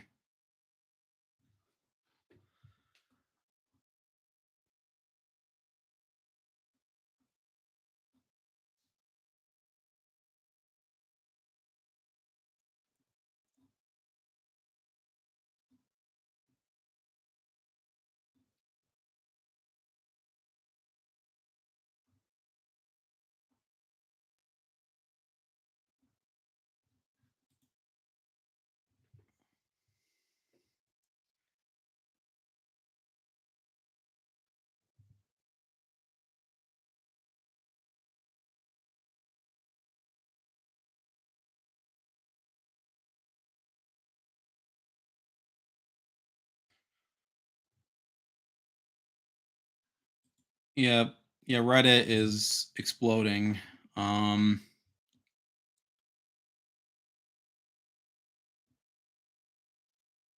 yeah, this is I cannot believe what just happened. Like, I genuinely believe Josh was gonna vote out Kevin because yes, he thought that Helena was like the bigger threat between them or whatever, but Betty was someone he was close to. Like when he put up Betty during the triple, like he was like he seemed like he felt genuinely bad. Like and he wanted to it seemed like he wanted to make that right. Like kind of like what happened with yeah, like Marty after he voted against Gino in the double. But this is amazing. I mean, does Kevin win 8-1, only getting Moose's vote? I don't know. I mean, he could. I mean, he might get Armand's vote. I mean, but I feel like the way Josh has handled this like is like so bad. I mean, it's like because at this point, I mean, what he's burned Summer, he's burned Betty. Um, I mean, because let's look at the jury here. I mean, I think Kevin gets. I think Kevin gets Armand's vote. He gets Marty's vote probably. He gets Helena's vote. That's 3. Possibly gets Betty's vote at this point, if I'm being honest. I mean, I wouldn't be surprised if he got that. Who does Josh get? I mean, does Josh get like Gino and JC? I mean, I could see that. I mean, he burned Helena. Kevin gets Marty, Herman, Helena, and JC. Does he get JC? I mean, because JC seemed very upset by like the way that like Kevin and Helena kept flip flopping. Like, mind you, I think she was more upset by Helena because Helena literally told her that she wanted to do what Kevin did, like which again, like is like bad. But oh yeah, Jace did said she's pro Kevin. I mean, yeah, but like against Josh, like that'd be interesting to see. I mean, again, like yeah, it's true as well, but like I guess I'm wondering to see how the final HOH results factor into it as well because I mean it's possible that like they probably figure out that Josh won final HOH and probably based off that, but like I mean that could affect like Herman and Moose's vote, but yeah, I mean it's like but that was under the assumption that like he votes out Kevin and takes Betty to the end, but like he literally yeah, yeah, she was more bitter at Helena, that's true.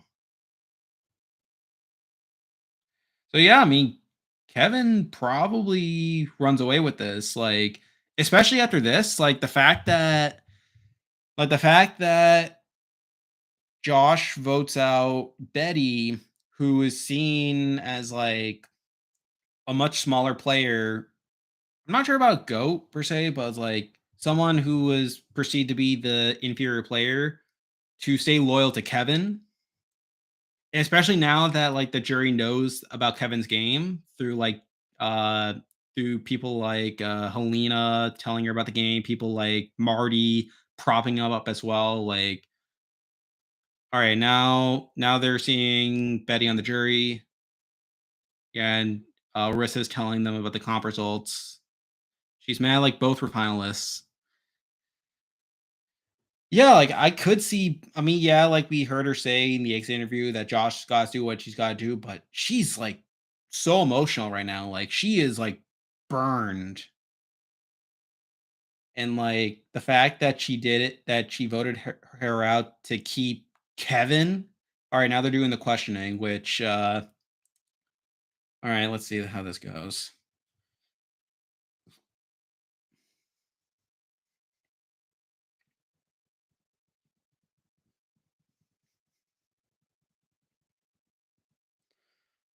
This is fantastic. Like, how did Kevin get here? How did he get to the final two?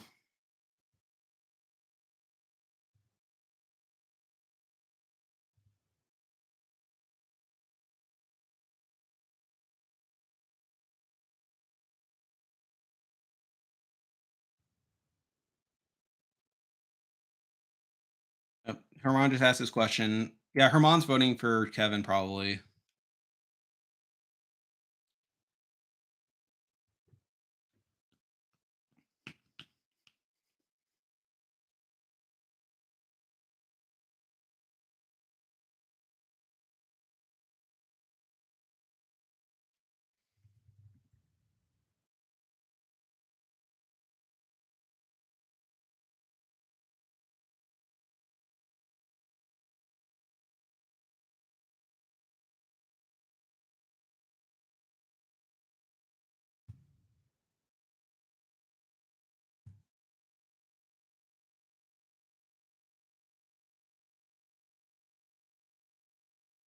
All right. Moose just asked this question. Gino's asking his now.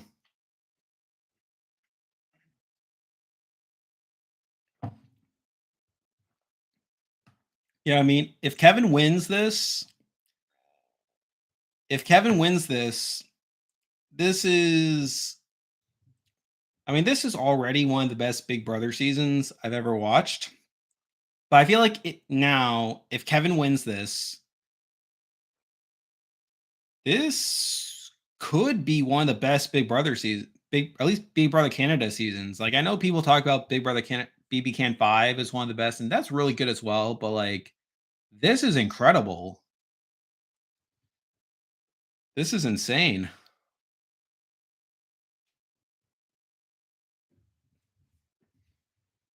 All right, let's room just crashed again. I can't believe this is 2 hours. Or is it 2 hours? I don't know. I don't know. They might have the reunion. Yeah.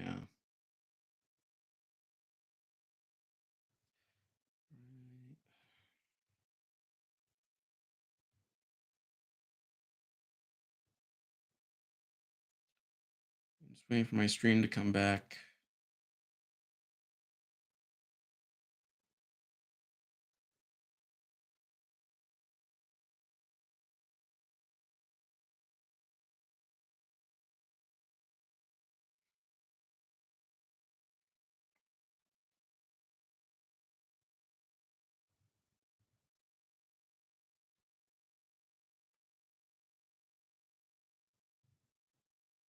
All right, should be back.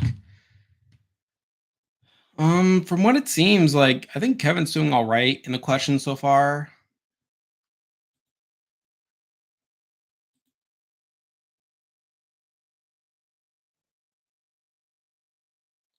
I just realized whoever wins this is the first BBCAN winner to have votes cast against them in the season. Yeah, it's true. Like that's an interesting stat. Oh, Summer is furious at Josh.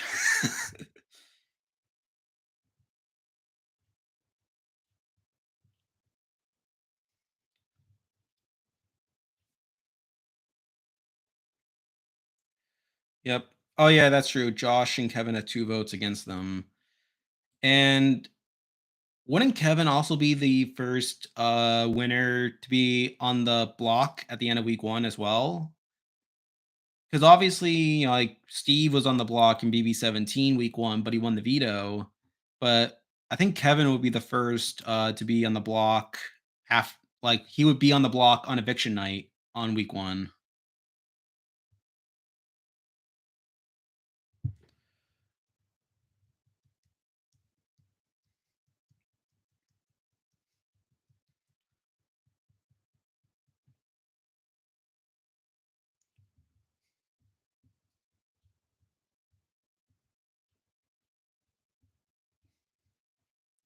Yeah, Marty's voting for Kevin, I feel like.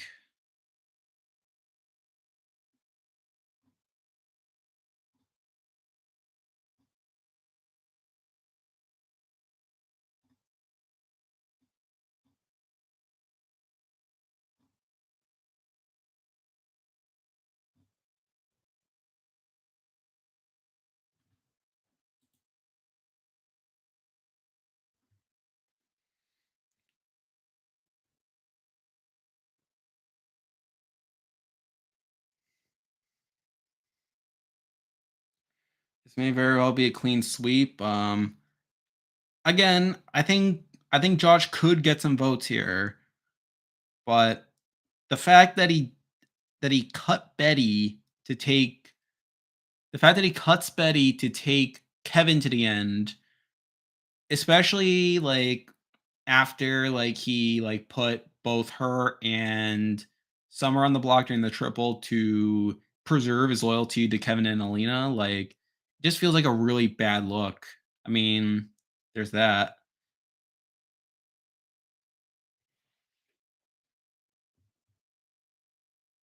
Yeah, they're just asking they're wrapping up the questions.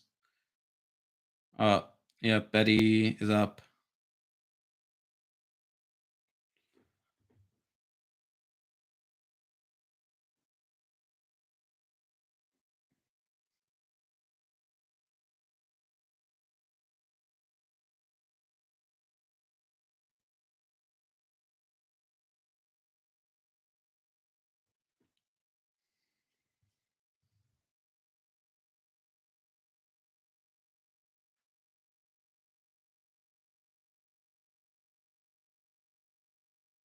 Yeah, that is a pretty bad look. Yeah, I mean, Betty's getting pretty emotional. She's like, "I love you" and stuff. Like, I don't know. I don't know. Like, does Betty vote for Josh? I don't. I mean, I don't think so. I don't think so. But yeah, like the fact that he burned her not once but twice, it's like pretty bad. I mean, I don't know. I don't know. This whole season, it's like very this season is like just when you thought like something was settled, like something else comes up, which is probably a good thing if you ask me, because obviously the last couple seasons, like Big Brother, like in the US, have been very predictable, like stuff like that. So like maybe it's good. Like I was not expecting like for this to happen on on the stream.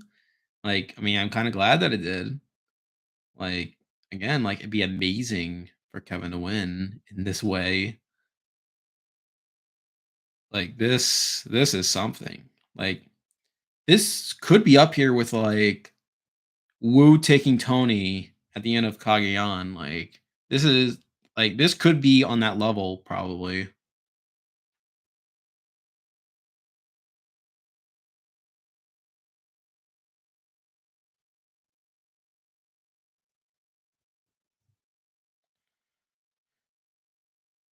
I think it helped that every veto not won by Helena was used, and Helena's vetoes both screwed with the HOH.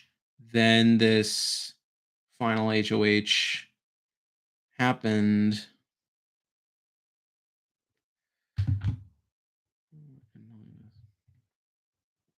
Yeah, that's true. And I also found it funny with Helena, like that she was never on the block the entire season, right up until yesterday, where she was like evicted. Yeah, that's also funny.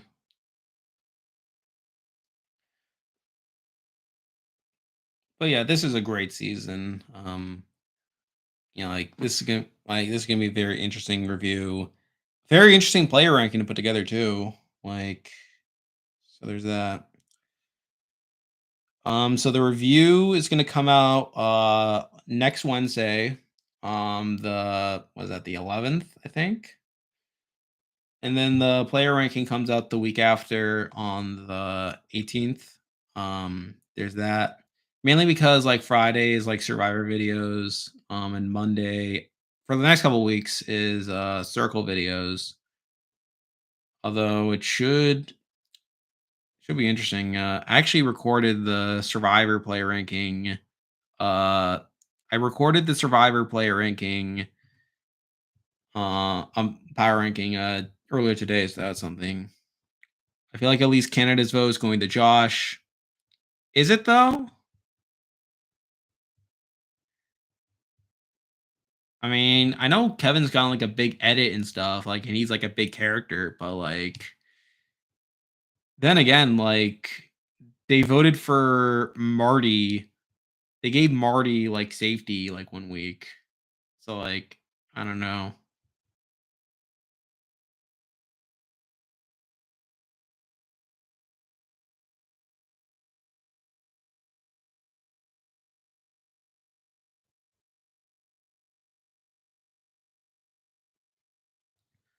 All right, so now they're giving their final pitches. Like Josh is talking about being on the block a lot.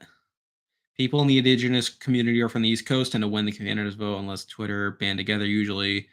Yeah, that makes sense. I mean, like Summer like won like safety that 1 week. Marty, of course, like won like a vote as well.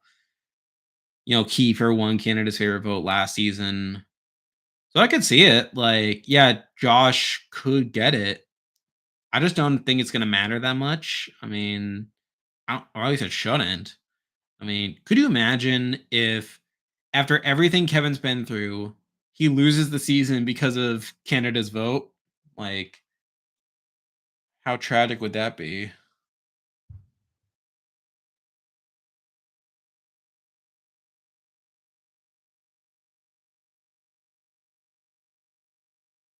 All right, so Kevin's talking about like being a villain and like being an underdog and like downplaying his threat level and like being the mastermind. He loses the season to the casuals. Yeah, yeah, I could see that. That would be suffering incarnate. Twitter would burn alive. Well, wouldn't Twitter burn alive if Kevin, like this white guy, like won against Josh, like this like indigenous like Josh is I'm pretty sure Josh is of indigenous background, I think. But yeah, I think Twitter would burn a lot. I think Twitter would lose it if Kevin wins over Josh for sure.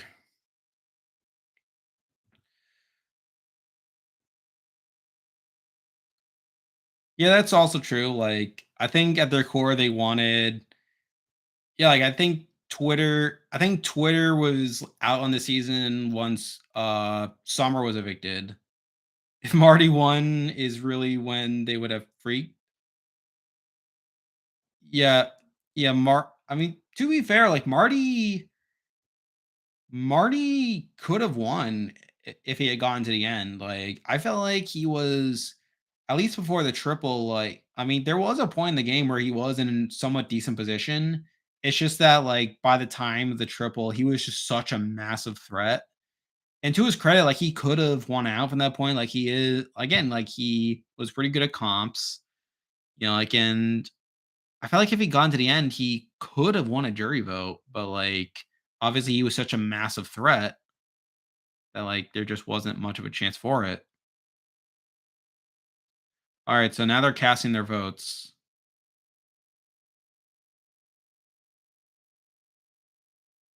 Okay. Also, the stream I'm watching is like really messed up right now because it's like there's like a weird like audio delay where it's like the audio well it just crashed, but like what was happening like during the speeches was like there were like an audio like feedback that was ahead of like the screen like the visuals. So I thought that was very weird. So like it made it a little hard to follow, but like I could make it out.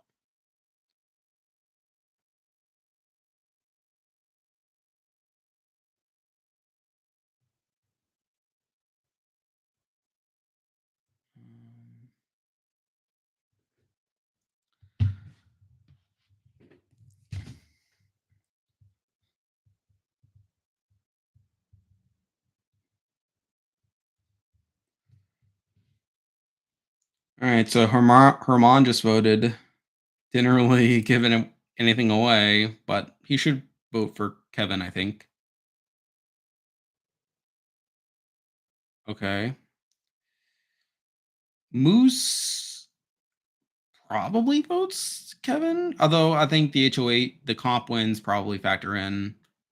All right, now Gino's coming up. I think Gino could be a vote. Gino's probably a vote for Josh, I think.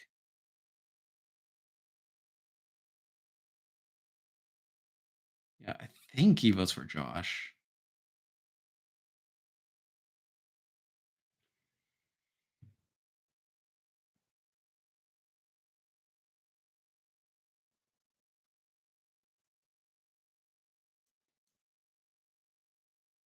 All right. So Summer is voting for Kevin. Watch them not reveal it for another 25 minutes. Yeah, I could see that. Like they'll probably like bring in again. They'll probably have like a reunion or something. All right. Now Marty again. Again. I would assume Marty would vote for Kevin.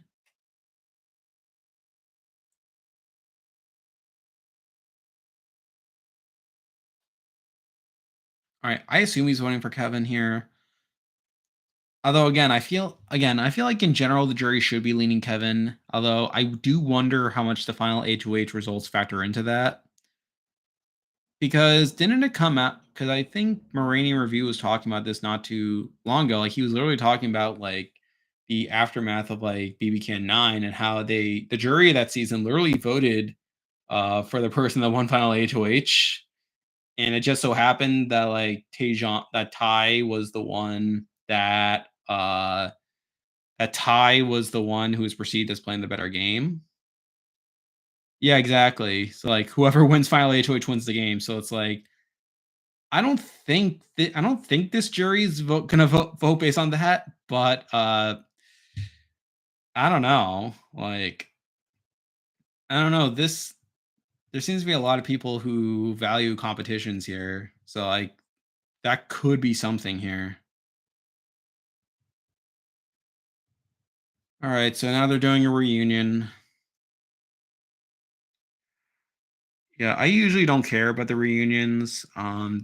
Again, because literally, like, who cares? I mean, maybe like again, like if you do it like Survivor, like you do it after you reveal the winner and stuff, then it could could be interesting. I mean, Survivor has had plenty of interesting reunion moments. That's like it's Big Brother. It's like just tell me who the winner is. Like, why are we wasting our time? No, oh, whatever.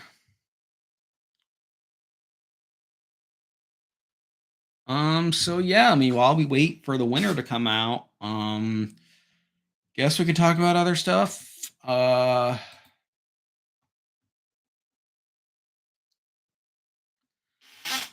have only been 3 genuinely good reunion shows I can think of in reality TV, and it was due to the absolute eruption of the cast. The cast had, yeah, that's partially true. Yeah, I think a lot of it like depends on like factors like you can't even account for, and like even like good seasons, like it's like sometimes like it just depends on how the cast is feeling after the fact.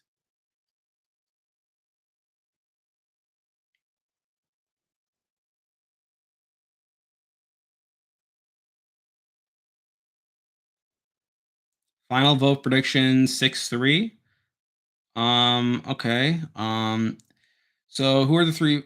So I guess in that scenario, who are the 3 votes? Like, would it be like Gino, Moose, and Canada's vote? I'm guessing.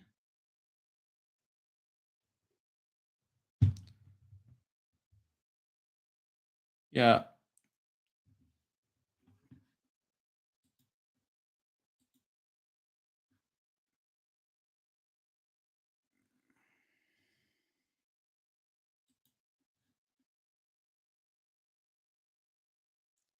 Canada, Moose, and Betty. I feel. Yeah, Betty's weird because it's like, yeah, it's like she says that she loves Josh still, and like she talks about how she understands and stuff, and that could lead to something, but still, like, I mean, and to be fair, it is Betty too. It's like not exactly the most strategic person in the world, but yeah, that is a good point.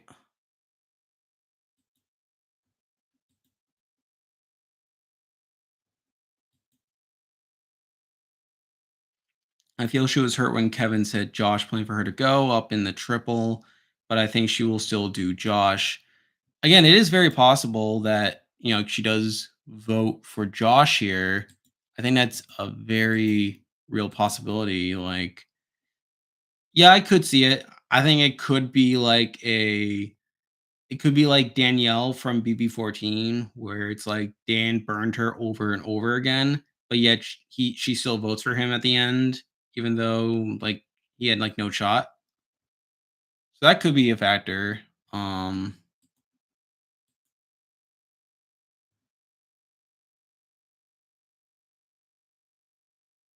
Kevin did Kevin did great with that speech. Yeah, yeah, I felt like it was good enough. Um,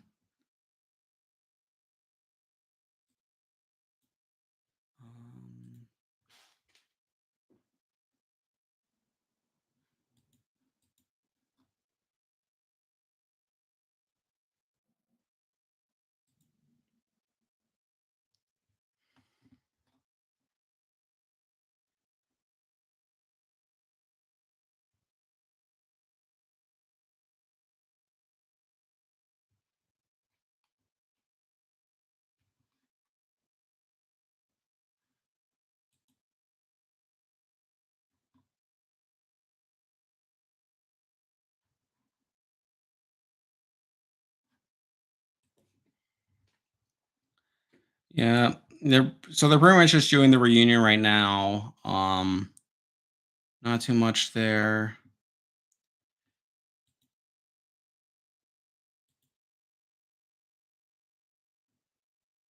Yeah, they're just going through the pre-jurors.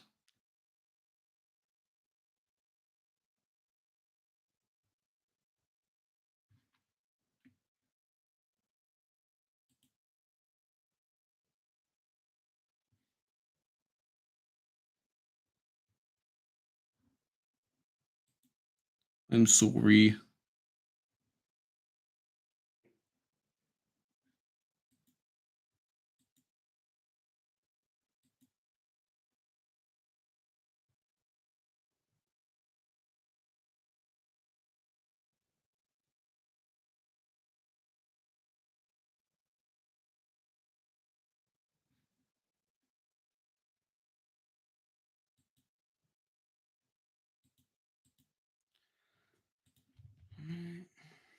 Yep. Now it's pretty much just a waiting game for the. It's literally a waiting game now for the votes to be read.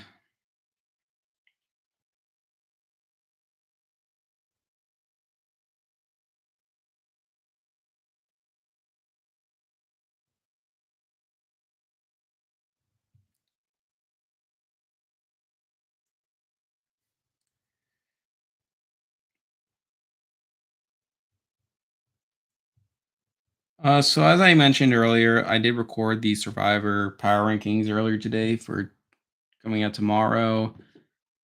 Yeah, oh, those will be interesting. I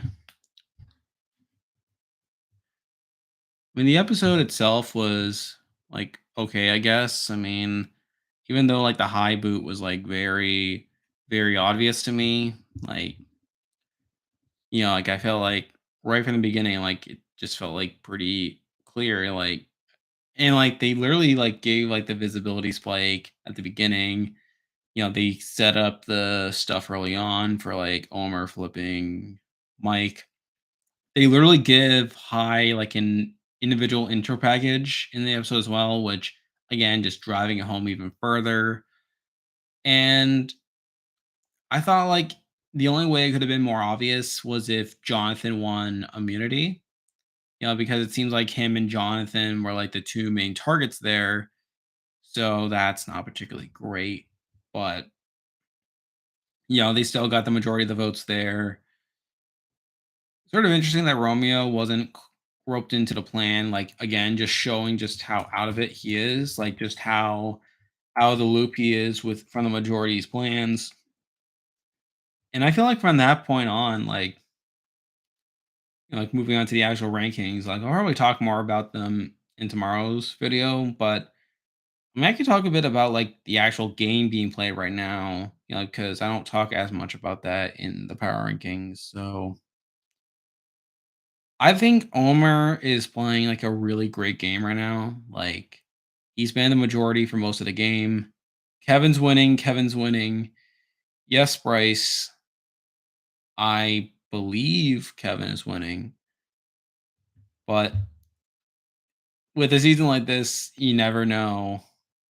Even though I don't like Canada's vote, I do like that they decided to blindside the House by making jury start at 10, so it made people not scared to blindside people. Yeah, that makes sense. I mean, I don't mind the fact that they have Canada's vote. Like, obviously, I just hope it's not a tiebreaker, of course.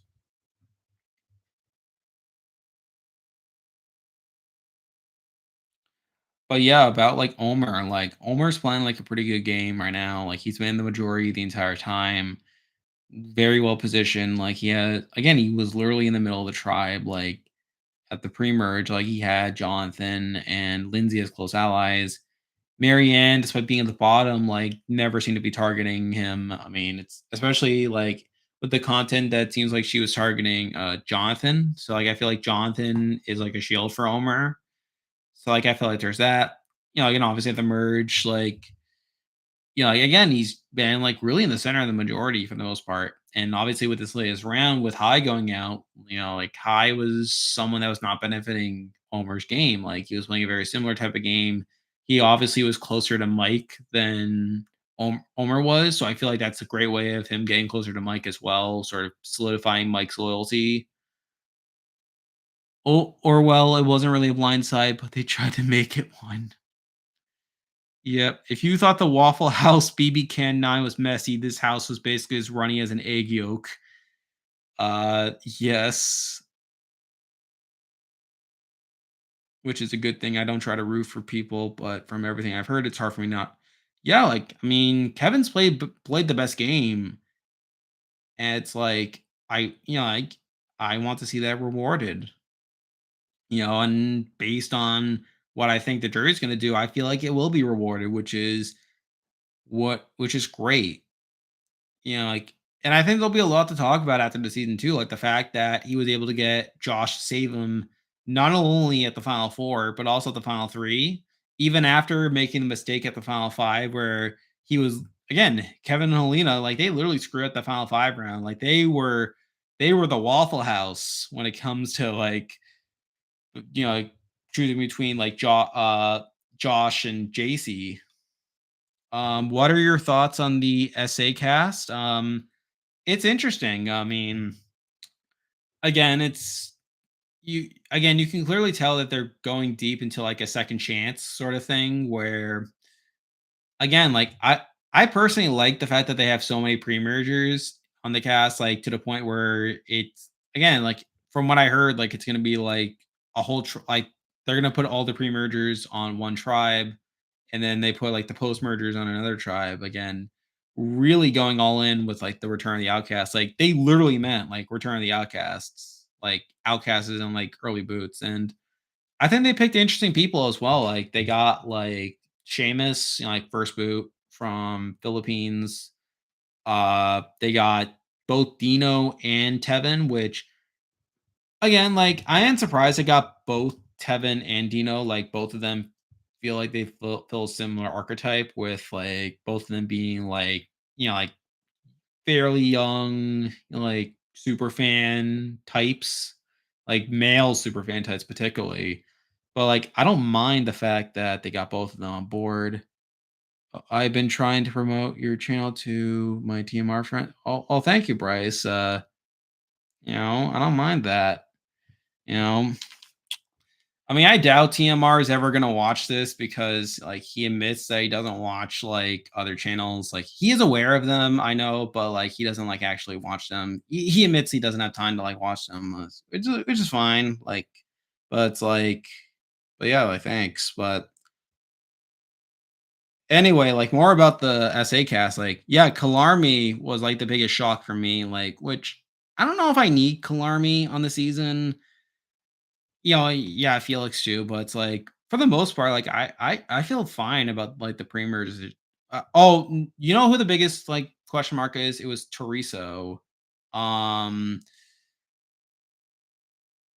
yeah, like Teresa was like the biggest question mark for me, where it's like Teresa was like so bad on like Community Island. Like she literally like we literally see, like, right before the swap, like, Nicole, Marisha, Amy, like, that core women's group, like, they literally try we literally see this on the show, like, they try to, include Teresa into the alliance, and Teresa, like, completely botches it, like, she's, like, acting like she's the one that needs no, she's acting like they're the ones that need to earn her trust, even though she's the one that was already at the bottom, and she needs to like again, like completely awful way she approaches it. And then obviously like her boot round where it's like we see like we see Tyson and Kieran like trying to include her in because like they're in the minority and with the whole idol business. And again, she like just completely messes it up. Like she like demands to have the clue to make it seem like it's her idol for some reason, which is like why? And then obviously by the end, like it completely blows up to where like Tyson, of course, has to play the idol to like curry favor with like the Zombas. I think that's the name of the other tribe.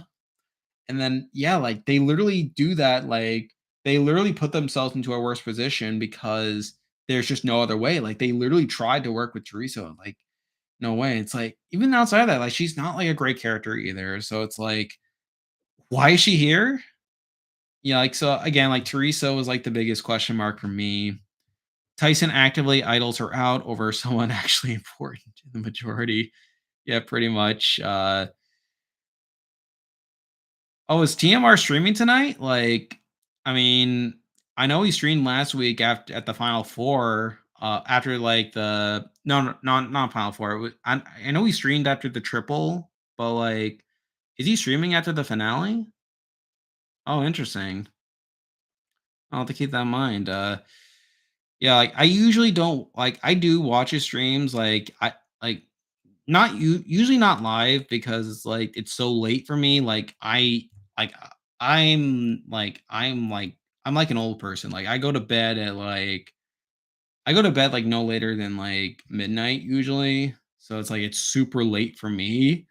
But I usually watch it. I usually watch the playback on Twitch the next day, like because like it's something to listen to, and it's like I always like hearing what he has to say. Like I may have said this already, but it's like he was an inspiration for me when creating the channel. Like I am aware that like the way I make videos, like even the way that I talk sometimes, like sounds similar to him, but it's like I mean he does make a lot of great points about like Survivor and like Big Brother and stuff, and like again, like like he is an inspiration for me, and it's like I know like other people like Flynn Masters has like talked about like him being an inspiration for him as well. So it's like even Animal I think has mentioned that as well. So well then you probably see my yes, particularly on the streams, like again, he can say some interesting stuff sometimes, but yeah, there's that.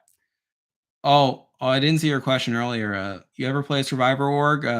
Yes, I have played and I have done orgs before. In fact, I actually just finished. I actually was just in like an all-star one that wrapped up not too long ago.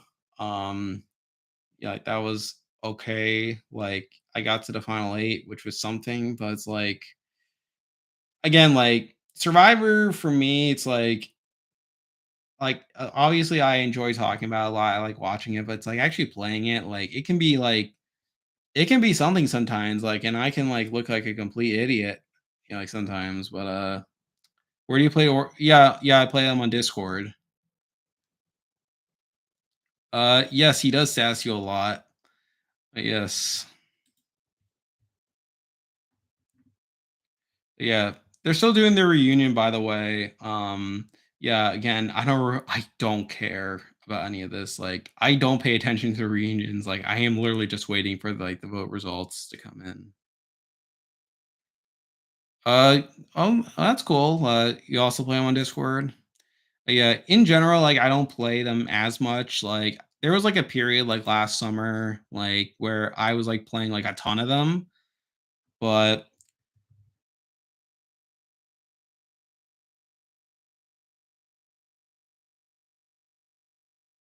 stop that because that's what last org I played, I idled out someone, like, 00074.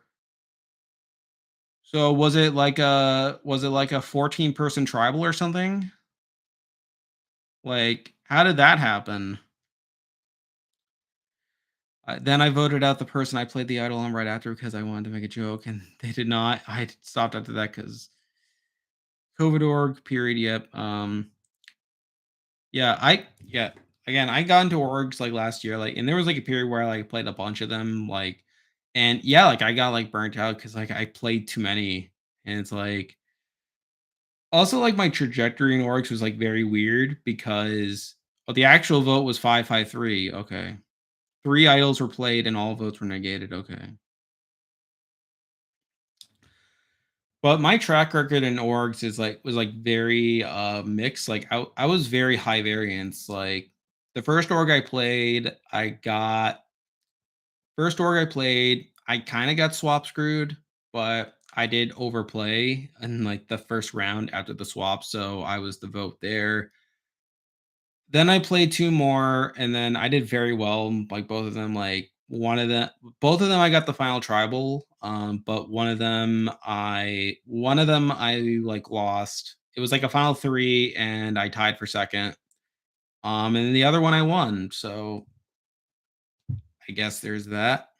But then like all the other ones, like it was not nearly as successful. But it's like I got like a bunch of like there was like some pre-merge stuff. There was one in which I was the first boot, but, like, that was, like, largely my own fault because I did not talk game to anyone. Like, I thought I had this strategy of if I just talked to them about, like, stuff, then they would feel comfortable with me, but it's like, they didn't like that I didn't talk game, so, like, that was, like, a valuable lesson there.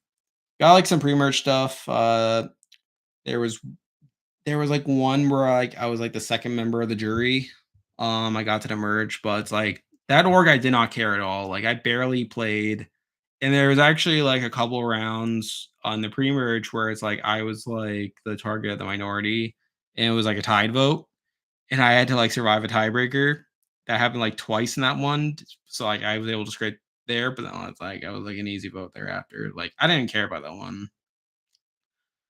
And then the most recent one I played was like an all-star one, and I got to the final 8. There's that, but I was a target. I again, I got like a not great swap. I was targeted at the swap. Um, but I got through that. I got to the merge. And again, I made I did all right, but it's like by the time I got voted out, like I felt like there wasn't really much I could do. Like I was seen as like it literally happened, like, right after we voted out, like, the biggest, like, player in the game, like, biggest target in the game, and then after, I was, like, seen as, like, the next biggest threat, so there's that. First org I played, I would have won if production didn't screw up the final immunity where I had to answer correct, but they said I was wrong. "Oh, so you're basically like Lex from Survivor Africa." Is it like that situation? Like, where you technically should have gone to a tiebreaker. Man, I don't even know what's happening in this reunion right now. Like, it's like Gino and Herman are like fighting in their underwear. Like, why?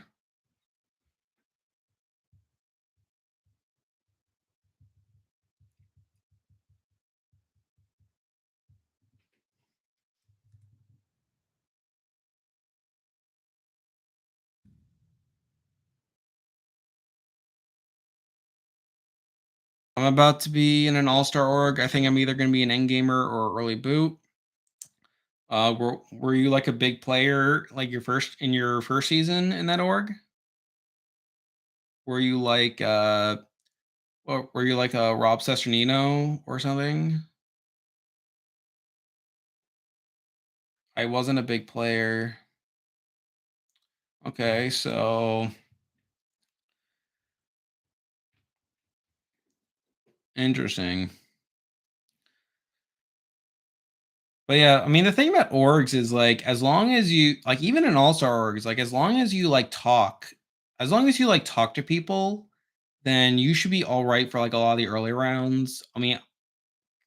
I mean, maybe there are like some orgs where where people are playing super hard, but it's like most orgs I play is like as long as you talk to people and as long as you talk game, then they'll feel comfortable with you. They'll want to work with you. At least for like a lot of the early game, because like my experience with orgs is like people will just vote out like whoever doesn't talk, and they'll just vote out like big easy targets like that because it's like people want to hold off making a move. Like they don't want to play too hard too fast, like so they'll do that. But if you see me in Team R stream, yeah, yeah, you can be a character sometimes. I went out late pre-merge. I played really well, actually, but I was on a tribe that couldn't win a challenge to save its life. Literally try Stars 8, and it went 2. So wait, there was no swap on that season? Oh, was there no swap?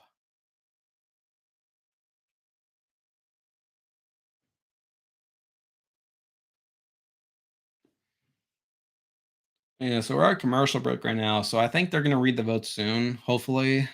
And then I might continue the stream for a bit afterwards, but it's like it's already like 10 o'clock where I am, and it's like I don't want to be up that late. So like, I'll go, probably like get to the end of it, see the votes, probably get some thoughts, like answer any last questions, and I'll probably log off for the night. Like this stream's already gone on for like 2.5 hours. Like I did not expect to be able to talk for this long. Like I did not think I could talk for this long.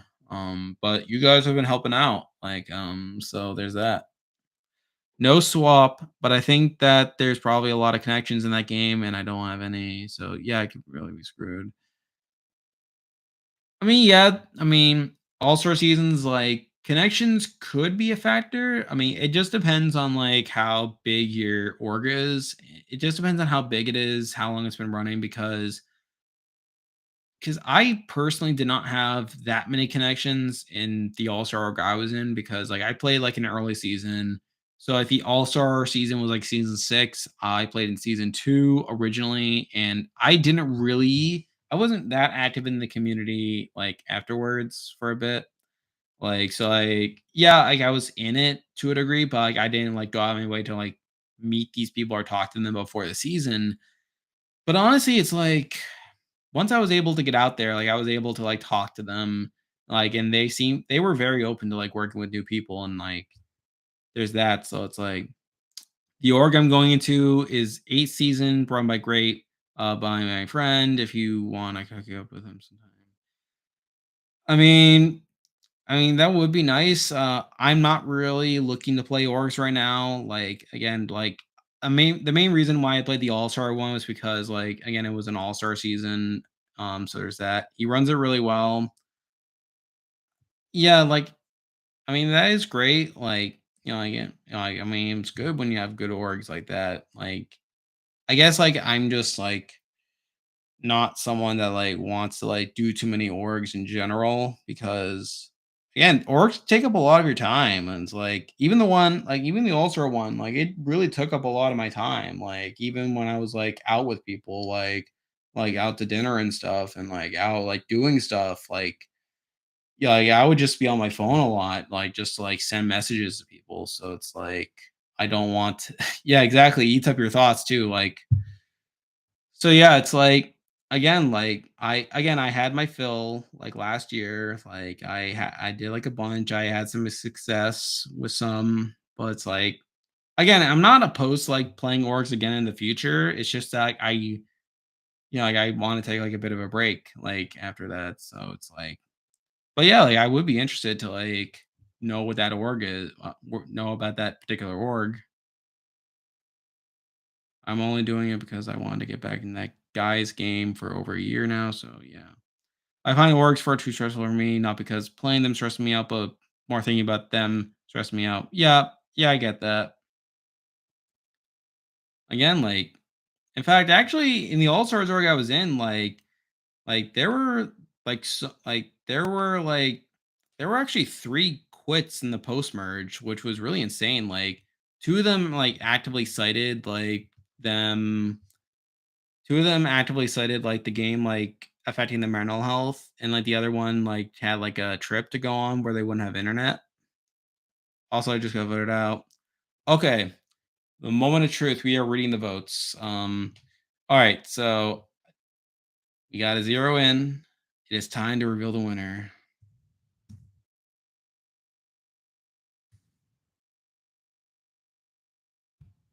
All right, Kevin should win. Right?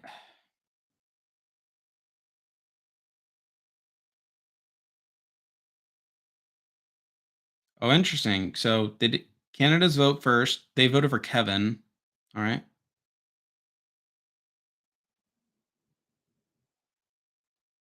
Kevin, Herman has voted for Kevin. Moose votes for Kevin. All right, 2-0, 3-0 actually. Gino, Kevin. All right, this could be a sweep. Yeah, Kevin won it. Summer votes Kevin. We did it. Kevin won. You did it. Oh man, Marine Review's gonna love this. Maybe I will tune into the stream just to see his reaction. Because I know he was a massive Kevin fan too. But yeah, he did it.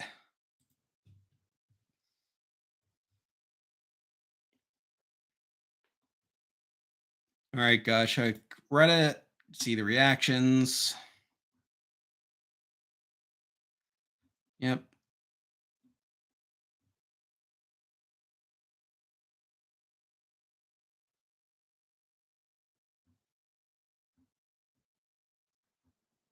Yeah. What a season, though. He's been off by basically one person each time on WPs. Winner picks. Oh yeah, winner picks. Yeah, cause so he did pick Josh as the winner pick for this season.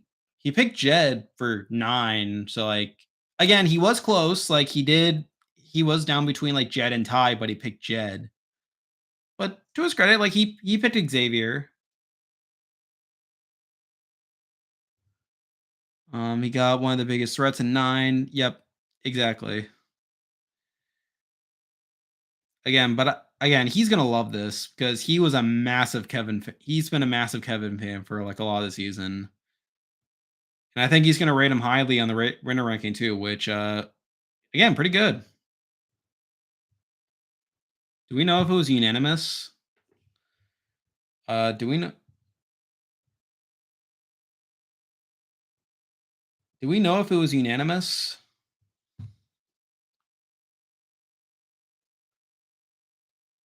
All right, I think Arissa's about to say what the vote count was. Oh, they're gonna do favorite player.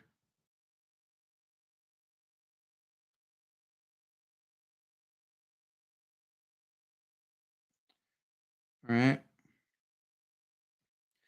All right, Marty won Canada's favorite house guest, which doesn't surprise me. I mean, he did win the vote previously.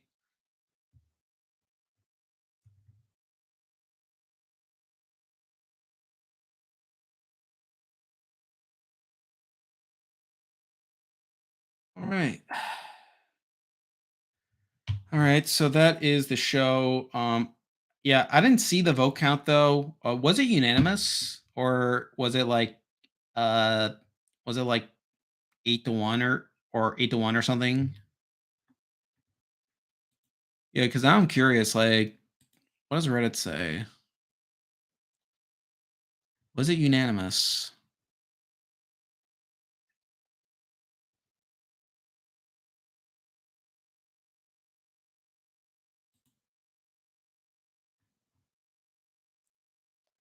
Yeah, I'm just trying to check Reddit real quick. What was the vote? What was the vote? Uh,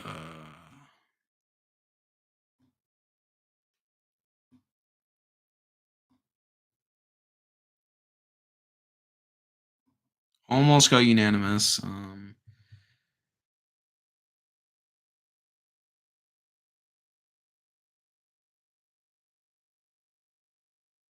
Okay, so it was 8-1. Betty voted for Josh, but everyone else voted for Kevin, it seems. Um, yeah, that's what it looks like. But yes, does it for that does it for Big Brother Canada 10. What a season. I mean, we literally got the best possible outcome. Oh yes, 8-1. Betty voted for Josh. Okay. But yes, I mean, again, I'm gonna do a review next week. But what a season! What a season that was. I mean, again, yeah, like there wasn't a slow week. Pretty good cast, I think. I mean, there were some duds. I mean, Tanisha wasn't that. I mean, Tanisha was whatever. Stephanie was whatever. But again, they all went up pre-jury. I mean, but it's like Gina was kind of boring. JC also kind of boring. But I mean, we got Kevin. Kevin's was a good character.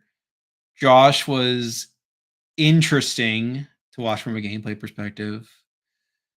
Um, Marty was a character. Helena was okay. I mean, not my favorite, but whatever. Betty was fine as a character. So like really like the cast was like okay. It's like it wasn't like everyone was like a slam dunk or anything, but it's like pretty good cast. We had some good characters, and I feel like some of the worst ones went out relatively early. So there was that.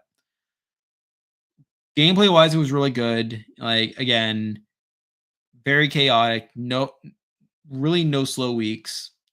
Really interesting rivalry between Herman and Kevin. Like these two warring philosophies between basically the BB way of playing Big Brother and the BBUS way of playing Big Brother, and just seeing the Canada way, the more chaotic way, win out is really interesting to see. Again, and just the fact that Kevin just got all the way through. I mean, even in situations where he should have been dead, he just slid on through. Now, granted, I don't know how much credit you give him for like Final Four. I mean, again, it's unclear how much he did to actually save himself there, or how much of that was just Josh just not understanding, not reading the situation properly. I don't know how much of that came into play, but again, it was an amazing season. I mean,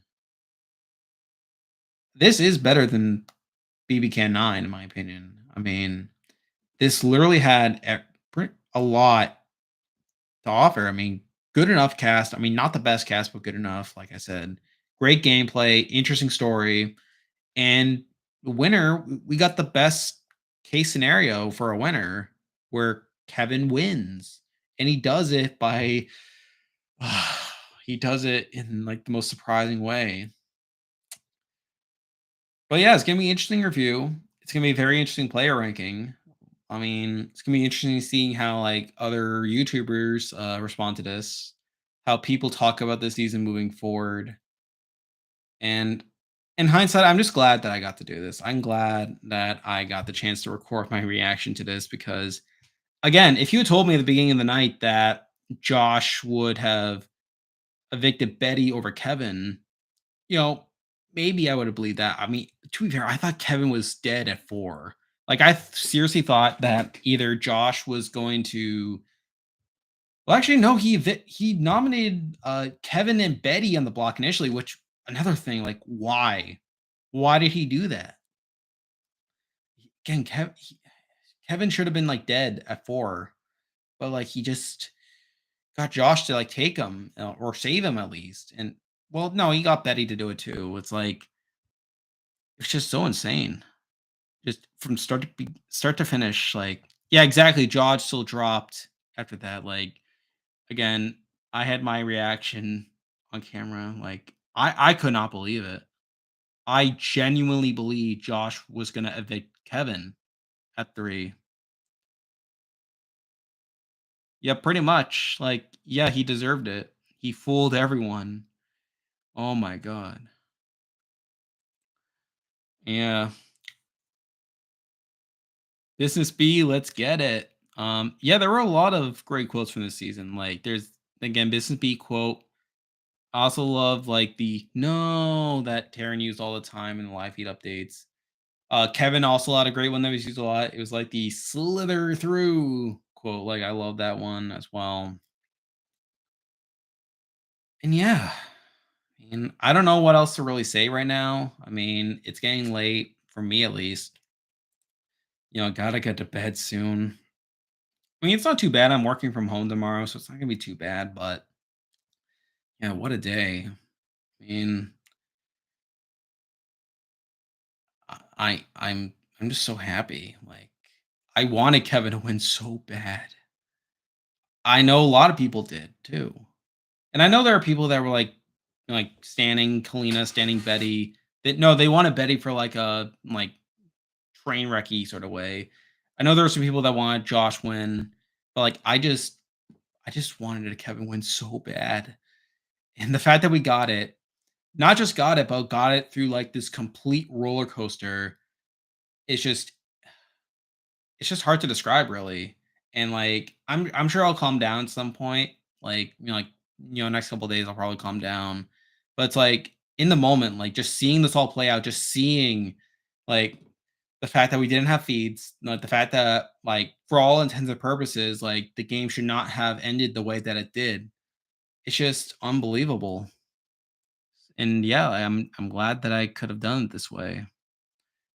The way I was sort of reserved to Kevin not winning him. Exactly. Yeah, exactly. I think we all assumed that Josh would run away with this. He didn't nom Helena initially to make her look like yeah, exactly. Yeah, like, I mean, Helena was already a goat as well, but it's like, yeah, like, I could see that, like, making it even worse. But to be fair, he did nominate Betty, so it's like, if if Kevin had won the veto, then Betty would have been screwed, and then what? Yeah, like, so, again, high risk strategy, not too sure what the reward was or how much the reward was really worth it. Yeah, I'm just responding to some messages.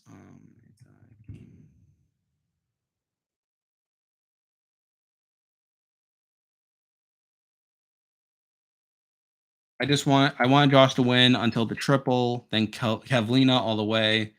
I mean, yeah, I mean, again, like I know people were definitely in favor of Josh. Like, he had a rocky start, and then he started gaining control in the mid game, like especially once he got into Kevin's power structure.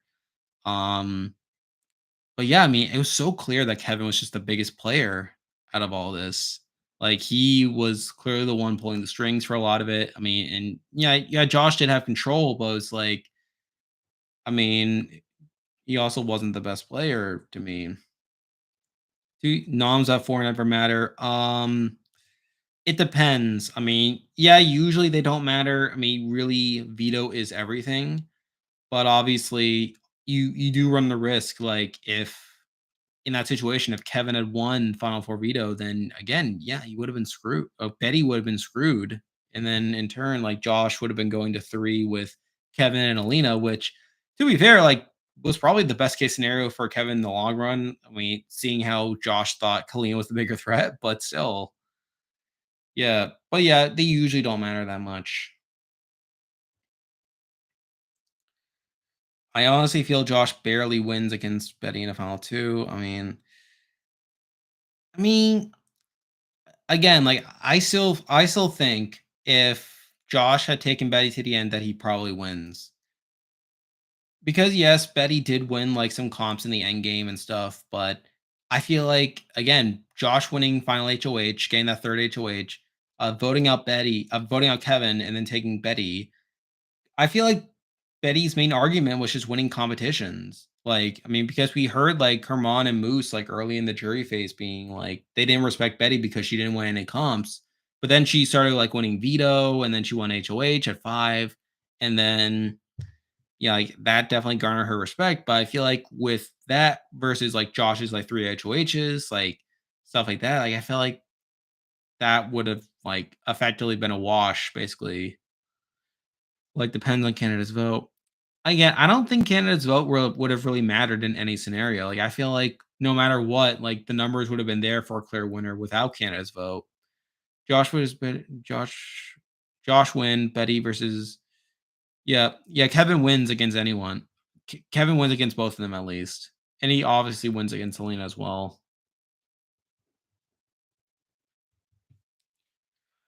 Yeah, so did you guys have, anything else to say? Um,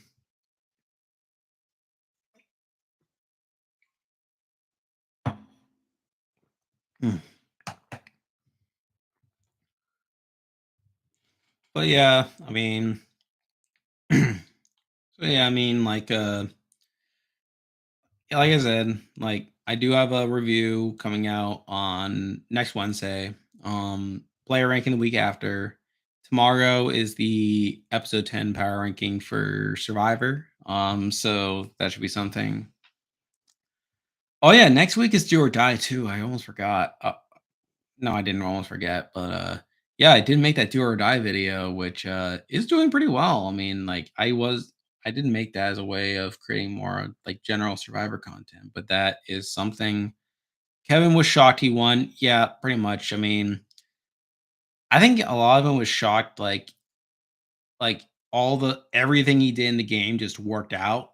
I think that's something as well. Like, but yeah, like he looked like like completely shocked and like just overwhelmed, which I'm pretty happy to see.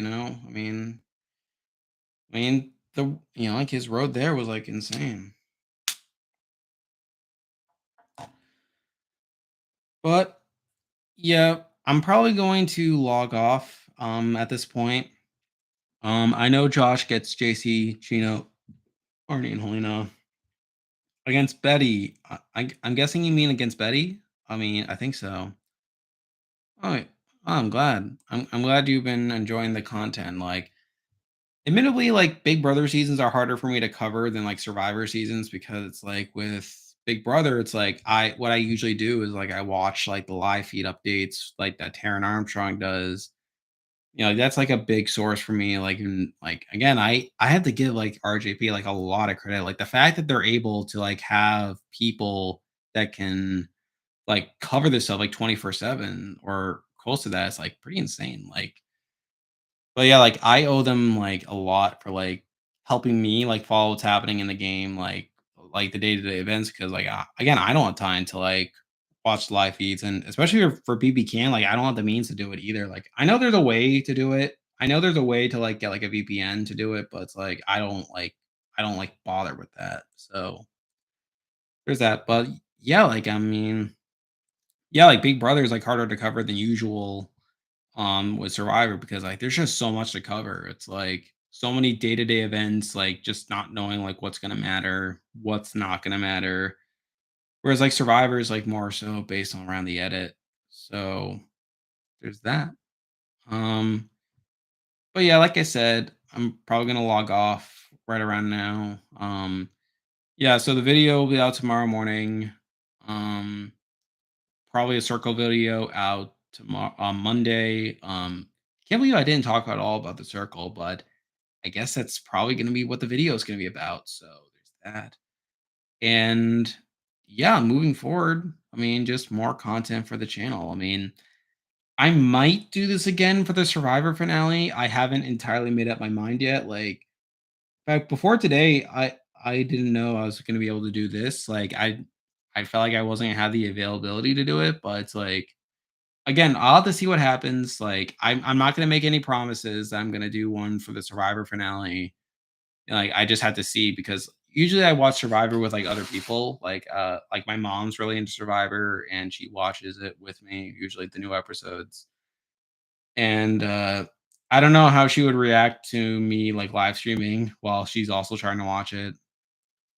I also feel like there'd be a lot of background noise, which isn't ideal, but it kinda worked out tonight because, like, she doesn't watch Big Brother, or at least no, she watches BBUS, but she doesn't watch, like, Big Brother Canada, so, yeah, so it kinda worked out tonight for me to do it, like, sort of distraction free, like, noise free, I could just talk about the show, and talk to you guys, but yeah. But, yeah, again, I'm probably gonna log off now. Anyone that tuned in, like, thank you so much for like watching, tuning in, and experiencing this finale with me, and watching this very special moment happen. And with that, that'll do it with this live stream. See ya.